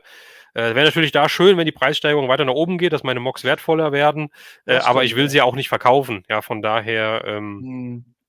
äh, ja, einfach verrücktes Nerd-sein, verrücktes Sammeln. Preisentwicklung ist bei mir da relativ ja, natürlich schaut man dann eher, was man kauft, was man nicht kauft. Wären die Masters günstiger, dann hätte ich jetzt hier ein Fullset wahrscheinlich an Mocks, aber das ist leider nicht möglich. Ja, das ist so noch mal ganz kurz dazu. Und ja, hier, das, kennt ihr noch Sunkist, Bazooka, Schleckis und Bonitos? Also, kenne ich glaube, Schleckis wird's bei mir eng gerade. Sunkist, klar, was zu trinken. Bazooka waren diese Blombenzieher-Kaugummis, diese weißen Verpackungen mit blau-roter Schrift so drauf rum. Da gab's auch manchmal dann, glaube ich, auch, so Bildchen drin. Das weiß ich Schleckis nicht sagt mehr. mir jetzt gerade nix. Ich kenne nur die Schleckmuscheln, wenn du das meinst. Und Bonitos waren so Schokoladenkugeln, nenne ich's mal, also glaube ich. Also, das kenne ich noch dazu. Weiß nicht, wie es bei dir aussieht? Also außer Zoomkist bin ich raus. Ei, ei, ei, ei, ei. Ich sage ja, Nachholbedarf bei dir. Okay, sehr gut. Ähm, so. Oh, hier auch noch eine ganz interessante wir sind gleich schon bei den 2 Stunden, sehe ich gerade. Das ist Das ja stimmt. Wahnsinn. Wir wollten ja eigentlich nur 2 Stunden machen. Ja. Ähm, Ich blende hier trotzdem noch mal die nächste Frage ein. Und zwar, die finde ich auch gut. So was hatten wir noch gar nicht, weil wir die ganze Zeit über Filme oder Toys gesprochen, Mhm. aber und Hörspiele. Hier jetzt eure Lieblingsmusik. Äh, Beim Justus ist es 80er Synthi-Sound, Depeche Mode, Kraftwerk, Frankie Goes to Hollywood. Wie sieht's bei dir aus, Stefan?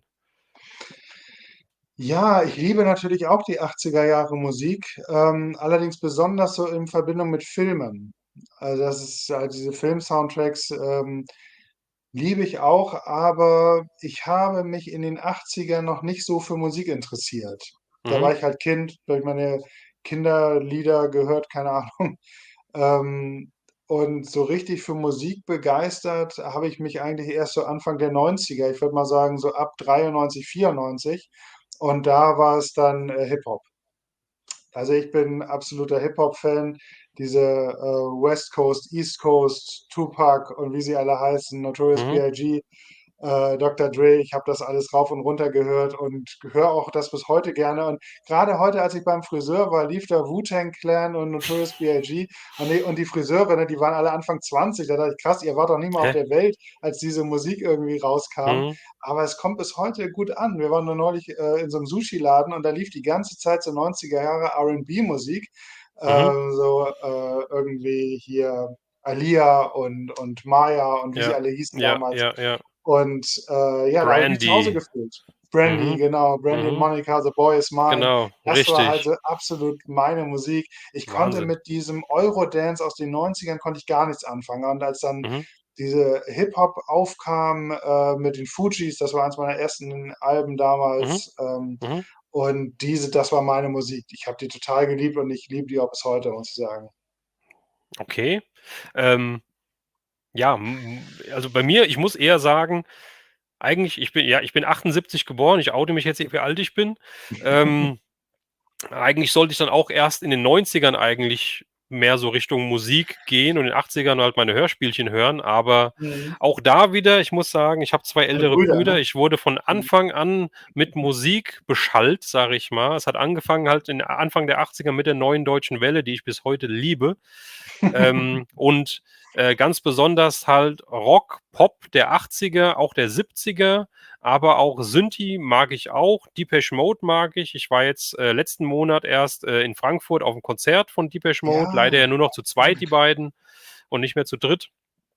Ähm, aber ich bin sehr, sehr vielseitig, was Musik angeht. Ich hatte in den 90ern meine Techno-Phase gehabt, bin dann wieder zu Rock zurück, also wirklich AC/DC, Iron Maiden, Metallica, was weiß ich was alles, ja. Ähm, und höre eigentlich auch 80er, also 80er Dance halt auch, also auch wirklich so Milli Vanilli und sowas. Modern Talking habe ich gehört, also komplett über die ganze 80er Schiene, ja. Ich oute mich auch, dass ich sogar auch durch meine Eltern, bei denen halt immer das Radio gelaufen ist, immer beim Mittagessen, beim Abendessen und so weiter, halt auch immer mit Schlager beschallt worden bin. Und so Oh. diese 70er Jahre Schlager finde ich halt auch total klasse. Ich kann es nicht immer hören, um Gottes Willen. Es ist nicht Mhm. so, dass ich jetzt permanent höre, aber irgendwie, wenn ich so ein Lied höre, kann ich den Text auswendig. Ich weiß nicht woher. Ja, Mhm. oder warum, Spannend. aber das ist halt echt Wahnsinn, so alles Mögliche, ja. Und wie gesagt, auch richtig extrem halt die Neue Deutsche Welle. Finde ich halt richtig klasse.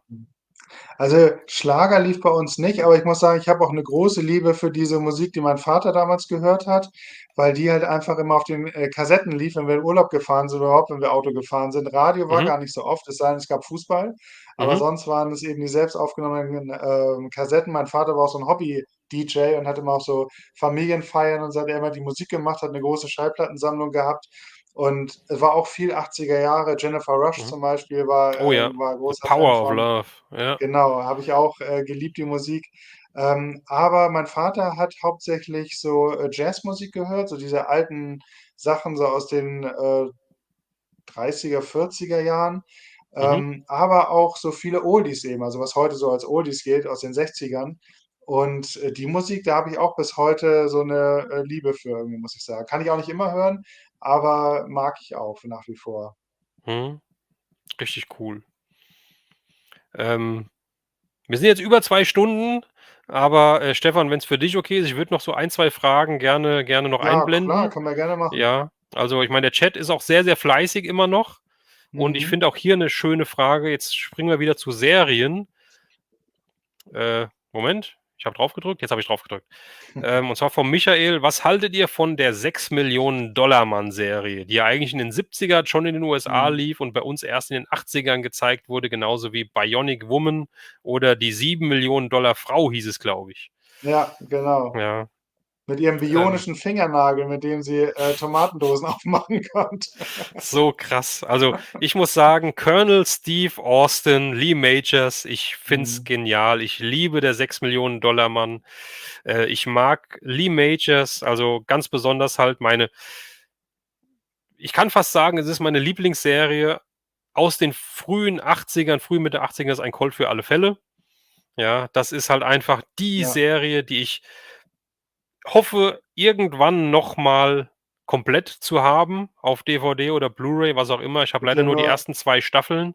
gibt ja auch nicht mehr, Ähm, ja. genau, richtig. Und die wurden Mhm. ja auch neu synchronisiert damals, also nicht die Mhm. ZDF-Fassung, sondern neu synchronisiert. Zwar mit den Originalstimmen, Aber wo schon man um die aber Jahre gekommen, ja. genau, wo man aber hört, dass sie Mhm. halt nicht mehr so jung sind, wie es damals war. Ja. Und dann kam die 3. Staffel ja nicht mehr raus und dann ist ja auch der Synchronsprecher, ich habe jetzt leider den Namen nicht parat, der den Lee Majors gesprochen hat, verstorben. Mhm. Und dann haben sie das halt auch nicht weitergemacht irgendwie. Finde ich sehr schade. Ich hoffe, dass es irgendwann oder irgendwie nochmal ich weiß nicht, ob das ZDF die Rechte nicht freigeben will für die Synchronfassung oder ob sie vielleicht einfach nicht mehr haben. Ich weiß es nicht. Ja, aber ich Mhm. hoffe irgendwann, ich glaube, es gab 5 Staffeln, ein Colt für alle Fälle. Hoffe, dass es die gibt. 6 Millionen Dollar Mann ist ja auch draußen auf Blu-ray sogar, kann man sich kaufen. Mhm. Habe ich noch nicht, möchte ich aber unbedingt noch haben, weil ich finde auch diese Serie ist eine 70er-Jahre-Serie, ja, aber ich finde sie einfach genial. Also ich muss sagen, 6 Millionen Dollar Mann habe ich geliebt als Kind, habe ich super Mhm, gerne geschaut. Kann ich mir heute nicht mehr so gut angucken. Also wenn das heute irgendwo es läuft auf irgendeinem so einem Privatsender läuft das. mhm, Ähm, ich weiß nicht, Warner Brothers TV oder so, keine Ahnung, auf irgendeinem von diesen speziellen Sendern, die in meinem Sky-Paket mit drin sind. mhm, Und ich finde, heute ist es ein bisschen schwierig, sich das anzugucken. Ist nicht so gut gealtert wie ein Colt für alle Fälle, das weil einfach stimmt. diese Effekte so albern wirken. Also, ich meine, er läuft dann halt immer in Zeitlupe, wenn er besonders schnell laufen soll. Es findet sowieso eigentlich alles in Zeitlupe statt, die ganze Action. Mhm, Wurde ja mhm. beim Hulk damals auch so gemacht. Beim Hulk finde ich es aber irgendwie okay. 6 Millionen Dollar Mann und natürlich diese albernen Nebenfiguren wie Bigfoot und Bigfoot die war dann so doch cool. da. Das war doch Andrew the Giant, war das, glaube ich, der da als Oh, Bigfoot.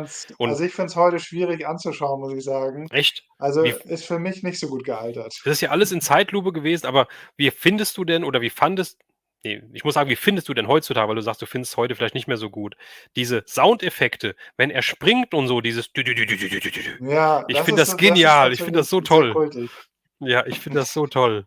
Das stimmt, Ähm, das hat schon seinen Kultfaktor und ich mag auch Lee Majors sehr, aber heute gucke ich mir dann lieber ein Colt für alle Fälle an. ja, 6 Millionen aber Dollar, man also hat halt auch nicht so ein gutes Auto. wenn ich die Wahl habe, genau, und so coole Nebencharaktere oder auch teilweise Ja, so hübsche vielleicht, mag der ein ja. oder andere vielleicht sagen. Ja, ähm, der Tobi Ach, guck mal, wer verabschiedet uns hier sich. noch besucht Tobi, zur späten Tobi, mach's Stunde. gut. Schönen Abend noch dir. War schön mit dir. Genau, Tobi geht, aber hier der Dennis reingekommen von Sentinel Bay Reviews. Ja, einen wunderschönen guten Abend, denn grüß dich.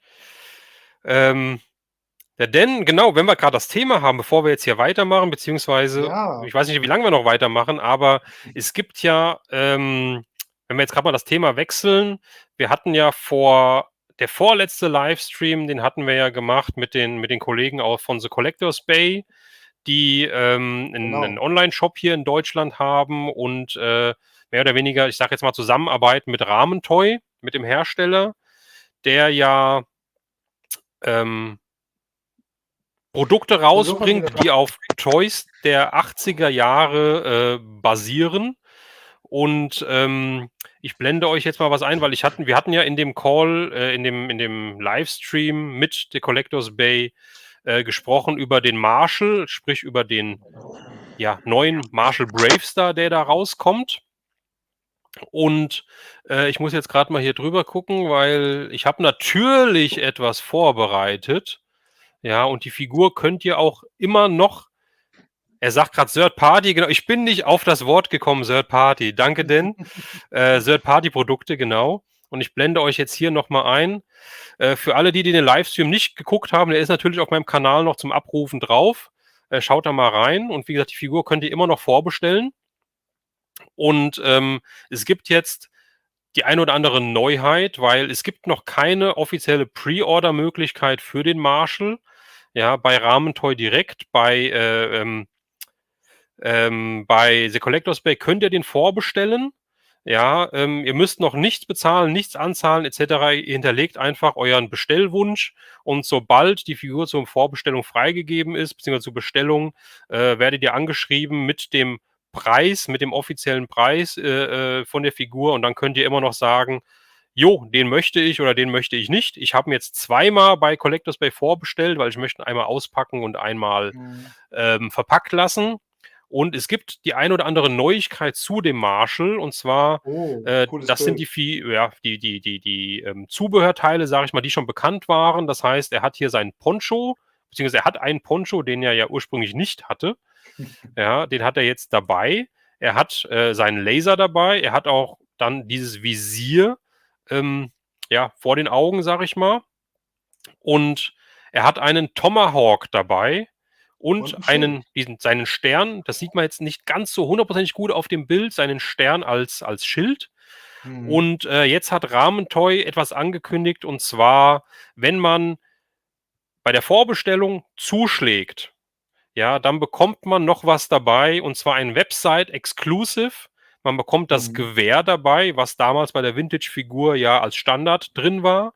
Man bekommt das Amulett mit den 4 Symbolen der Tiere, die er verkörpert, verinnerlicht hat, sage ich mal. Und man Mhm. bekommt 2-mal Carium, das Gold von New Texas quasi, dabei, wenn man bei Ramentoy direkt die Pre-Order platziert.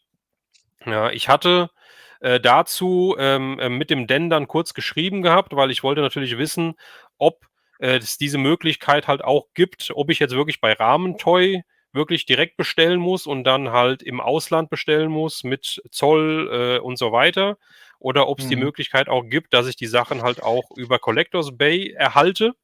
Und er hat mir dann geantwortet, dass er mit Ramentoy Kontakt hatte und dass es so aussieht, als würde er, also würde The Collectors Bay auch diese Website-Exclusive Pre-Order-Sachen bekommen. Ja, es steht halt noch kein Preis fest. Ja, der Preis soll nach der PowerCon, glaube ich, halt veröffentlicht werden, und da soll auch die Pre-Order losgehen. Ja, Ja, also schreib auch Leute, mal. ja, genau, richtig. Also Leute, ich blende es euch auch gerade nochmal ein. Ihr könnt hier auf die Seite von The Collectors Bay gehen, könnt die Figur in den Warenkorb schmeißen, könnt es bestellen. Ja, und ihr werdet dann, wie gesagt, von den Jungs angeschrieben, wenn der Preis bekannt ist, ob ihr den wirklich jetzt bestellen wollt zu dem Preis oder nicht. Finde ich ein super System. Ja, und das hatte Ja. ich mir hier auch, wie gesagt, noch notiert. Das wollten wir halt auch heute zeigen. Und jetzt, wo der Dan in den Chat gekommen ist es mir wieder eingefallen. Deswegen machen wir das jetzt gerade. Ja, ähm, ja, Stefan, vielleicht deine Eindrücke noch mal ganz kurz zu dem Marshall hier. Hat sich da irgendwas getan? Bist du jetzt immer noch so gehypt, sage ich mal, oder hat sich das ein bisschen gelegt, oder wie Ne, findest du die also Figur? je mehr Bilder ich von ihm sehe, desto besser gefällt er mir. Ich muss sagen, ich habe meine Pre-Order auch noch gar nicht abgegeben. Muss ich dringend mal Nein. machen jetzt die Tage. Also ich finde ihn großartig und ich freue mich sehr, dass das hatten wir ja damals so gehofft, im Zuge der Masters Classics Line, dass Mattel da auch 'n Bravestar rausbringen würde. Das hatten ja viele angenommen, dass das vielleicht kommt, als eben auch so ein paar Nebenfiguren dann erschienen sind. Gut, nun hat Bravestar natürlich nicht unmittelbar was mit He-Man zu tun, aber es ist, so als Fan bringt man es natürlich schon in eine Richtung, beides Mattel, beides Filmation, Mhm. Cartoon und so weiter. Und dass jetzt endlich diese Figur dann noch in dieser Form kommt, freut mich sehr. Und ja, ich freue mich drauf und ich bin auch ganz angetan von dem guten Pferd, was jetzt dazukommen soll, was ja auch Oh, um einiges nochmal da habe ich doch auch was. cooler aussieht als in den 80ern, Genau, der wurde muss ja ich auch schon, sagen. also Surty, oder ich glaube, wie heißt er bei Ramentoy? Ist irgendwas mit Zero, 30 Zero oder so? Ich weiß Ja, gar ich nicht weiß es genau. gerade gar nicht genau, aber ich blende jetzt auch noch mal was ein, denn der Gute, da gibt's wohl den Ja, Prototyp schon mal, und mhm, der sieht ja richtig, richtig cool ja, aus. mega sieht er Three aus. Zero schreibt er denn gerade, genau, Three Ah, Zero Street heißt er Zero, jetzt ja. hier, bisschen abgewandelt. Man kann ihn nicht zum Pferd umwandeln, sondern er ist halt ein Zweibeiner in diesem Modell, aber das finde ich überhaupt nicht schlimm. Ne, das finde ich Ja, sogar finde ich gut. richtig cool. Hier sieht man noch mal, der wird halt auch mit Ja, Wechselhänden, hat 'ne mit Sarah seiner Jane dabei. Sarah Jane, ich wollte gerade sagen, wie heißt noch mal 'n Frauenname, war das die Knarre? Genau, richtig. Ähm, Wechselhänden, auch hier wieder eine Axt in der Hand und so weiter. Und hier ist noch mal der Größenvergleich zum Ja, sehr Marshall, passend. und ich Mhm. finde das richtig, richtig cool. Also, ich freue mich da so dermaßen drauf. Ja, Richtig ich hoffe klasse. sehr, dass das alles klappt. Mhm. Es ist 'ne Megafigur und so haben wir uns den damals, glaube ich, hätten wir uns den auch gewünscht. Ich meine, Ja. der alte 30-30 ist als Pferd auch sehr cool, aber Mhm. verwandelt sieht er natürlich 'n bisschen albern aus, muss man schon ganz ehrlich sagen. Also aufgerichtet. Das Toy, das Vintage-Toy. Ja, Ja, genau, genau. richtig. Richtig. Sehe ich genauso. Sehe ich Ja. genauso. Hier wird Sehr gerade auch noch schön. mal nach dem Red Galvin gefragt. Ja, den habe ich auch vorbestellt. Leider nicht bei den Jungs von Sentinel Bay, sonst würde ich ihn jetzt schon demnächst bekommen. Aber ich habe das damals gar nicht mitbekommen, dass es den bei denen noch gab. Ich hatte den in der Pre-Order gesehen, dann war der weg und dann dachte ich, oh, gibt's wohl nicht mehr. Und dann habe den beim niederländischen Händler bestellt und da habe ich gerade heute jetzt mal eine Mail geschrieben, ob die schon was wissen wegen Lieferung. Mhm. Aber habe noch nichts gehört, leider. Also ich habe ihn noch nicht. Okay, aber du hast aber auf jeden Fall dir einen gesichert. Also der kommt Ja, wahrscheinlich jetzt die Tage. der Sehr sollte schön. kommen, ja. Dann bin ich mal auf dein Review gespannt, Ja, ich wie bin du auch ihn schon sehr finden gespannt. Ich wirst. habe viel Positives, aber auch schon ein bisschen Negatives gehört. Einige haben ja wohl leider eine Actionfigur bekommen mit einem falschen Bein oder das Kniegelenk ist irgendwie, nicht so, wie es sein sollte. Und was ich Okay. gehört habe, dass eine Flügeltür teilweise wohl hängen soll oder der Mechanismus nicht ganz so gut funktioniert. Da ist natürlich auch viel Technik drin, sage ich mal in Anführungsstrichen, viele bewegliche Teile. Mhm. Ja, ich hoffe mal, dass ich ein gutes Exemplar erwische. Schauen wir mal. Okay. Aber Ich drücke dir die was man Daumen. allein von der Optik sieht, ist großartig. Also, da sind ja viele begeistert und ich Mhm. muss sagen, es sieht auch noch mal deutlich besser aus als der Prototyp. Da war ich nämlich an dem Punkt, dass ich gesagt habe: „Ich kaufe mir das Ding nicht“, weil der Prototyp, der hatte nämlich noch vom 3D-Druck, am Armaturenbrett so Rillen. Weißt du, wie man das von diesem einfachen 3D-Druck kennt? Und da dachte Mhm. ich: „Oh Gott, wenn das so aussieht, dann will ich den nicht haben.“ Also, ich finde, da hat sich Rabentheuer damals keinen Gefallen getan, dieses Produktbild zu zeigen. Und jetzt im fertigen oder beim fertigen Produkt sieht man, dass, da noch mal einiges dran gemacht wurde und dass das jetzt nicht mehr nach billigem 3D-Druck aussieht, das Interieur. Sehr schön. Also, wie gesagt, ich bin gespannt, was du sagst, weil du Ja, bist ich ja bin schon auch immer gespannt. sehr, ähm, Ich bin sehr kritisch, ja. kritisch, sage ich mal, ja, also, da bin ich echt gespannt. Ich habe hier aber noch jetzt gerade noch mal zurückzukommen, auf unsere Fragen hier, die hier gestellt werden im Chat. Ja, genau, Diana hat der noch 'n Shop ist die es. okay, Sorry. also dieser Holländer, ja, ja, okay. Ja, mhm. Diana hat hier noch mal interessant jetzt bin ich gespannt, weil du kennst ja 'n paar Sachen hast du jetzt nicht gekannt, die hier im Chat erwähnt worden sind, ob du Mhm. den Film kennst. Das Millionenspiel. War das Millionenspiel nicht so was Ähnliches wie Matrix? Ich glaube nicht.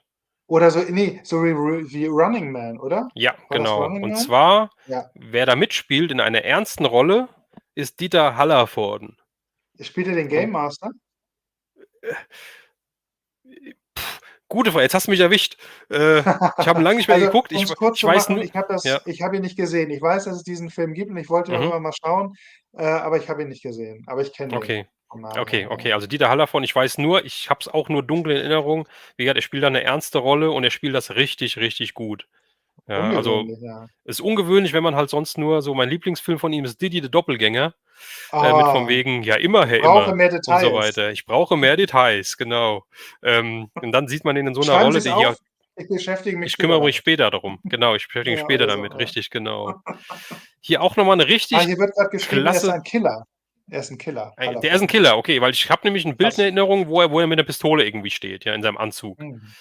Ja. Hier auch noch mal 'ne Serie, die ich richtig toll Ja, finde, habe ich die auch geliebt ich früher. zuletzt, mit Patrick Duffy von Dallas, ähm, Patrick Duffy, ja, die ich stimmt. zuletzt, gar nicht so lange her mir auf DVD geholt habe und es mir angeguckt habe und ich Und? fand sie so schlecht. Also, ich fand die Ah, Serie immer noch gut, aber ich fand die mhm. Effekte so, so schlecht. Ist ja Schade, auch ja. 70er Jahre, meine ich. Mhm. Der Mann aus Atlantis, der Mann aus dem Meer, mit seinen grünen Augen. Ich Mhm. fand es aber trotzdem, das ist 'ne richtig klasse Serie, die mich so in meine Kindheit zurückwirft. Habe ich auch Richtig, geliebt richtig damals, toll. ja. Aber ist schlecht gealtert, ne, kann ich mir Ist vorstellen. schlecht gealtert, ja, ist leider Ja. schlecht gealtert. So, was haben wir denn noch hier? Ähm, hier World of Nerd hat noch mal was hier, und zwar rosa Kaugummis, wo drumherum ein Sticker von A-Team Alf war. Mhm. Also, ich kenne diese Sticker, kenne ich, da habe ich Hatte sogar ich noch von welche Knight von. Rider hatte ich da Knight einige Rider, die von. gab's von Miami Vice und keine Ahnung was, Mhm. Ganz aber viel, ja. ich weiß jetzt grad nicht mehr, das war aber kein Bazooka, das d oder? Ich weiß Ne, nicht, wie das die waren hießen, andere, glaube ich. Ähm, aber ich habe aber kann ich mich auch noch entsinnen, ja. kein Bild mehr vor mir, was die Kaugummis für 'ne Farbe oder Verpackung hatten. Aber ja, an die Bilder kann ich mich auf jeden Fall noch dran erinnern. Ja. So. Der Game Von Master den ist Knight Dieter Runner Thomas Bildern, Heck, ganz genau, beim Millionenspiel, ja, genau. Game Master stimmt, war ja. Dieter Thomas Heck. Auch krass. Wahnsinn. Ja. Von den Knight Runner Bildern habe ich sogar noch einige von den Kaugummi-Bildern. Ich habe noch von Alf-Bildern einige und vom A-Team, Hm. glaube ich, auch, ja. Ach ja, sehr schön, auch was schöne Erinnerung. Auch toll, wie ihr hier im Chat mitmacht und uns halt auch Sachen in Erinnerung ruft, die ich halt auch schon wieder vergessen habe. Ja, also richtig, Ja, richtig klasse. das stimmt. Sehr schön. Ja, nichtsdestotrotz sind wir jetzt schon ganz schön über die Zeit. Ja, Und ich würde sagen, wir machen wahrscheinlich gleich hier mal einen Cut. denke ich Und auch, ja.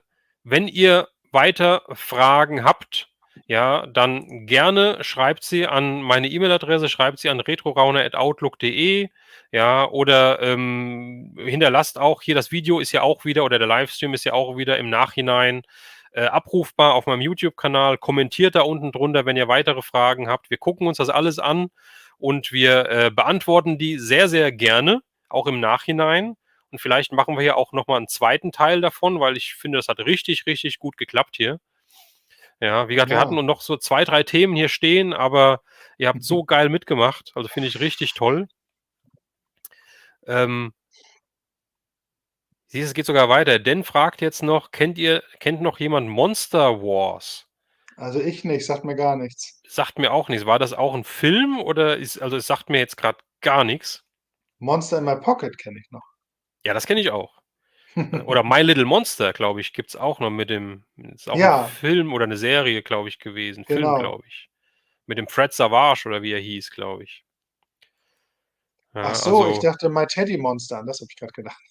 Teddy Monster. Teddy Monster kenne ich nicht.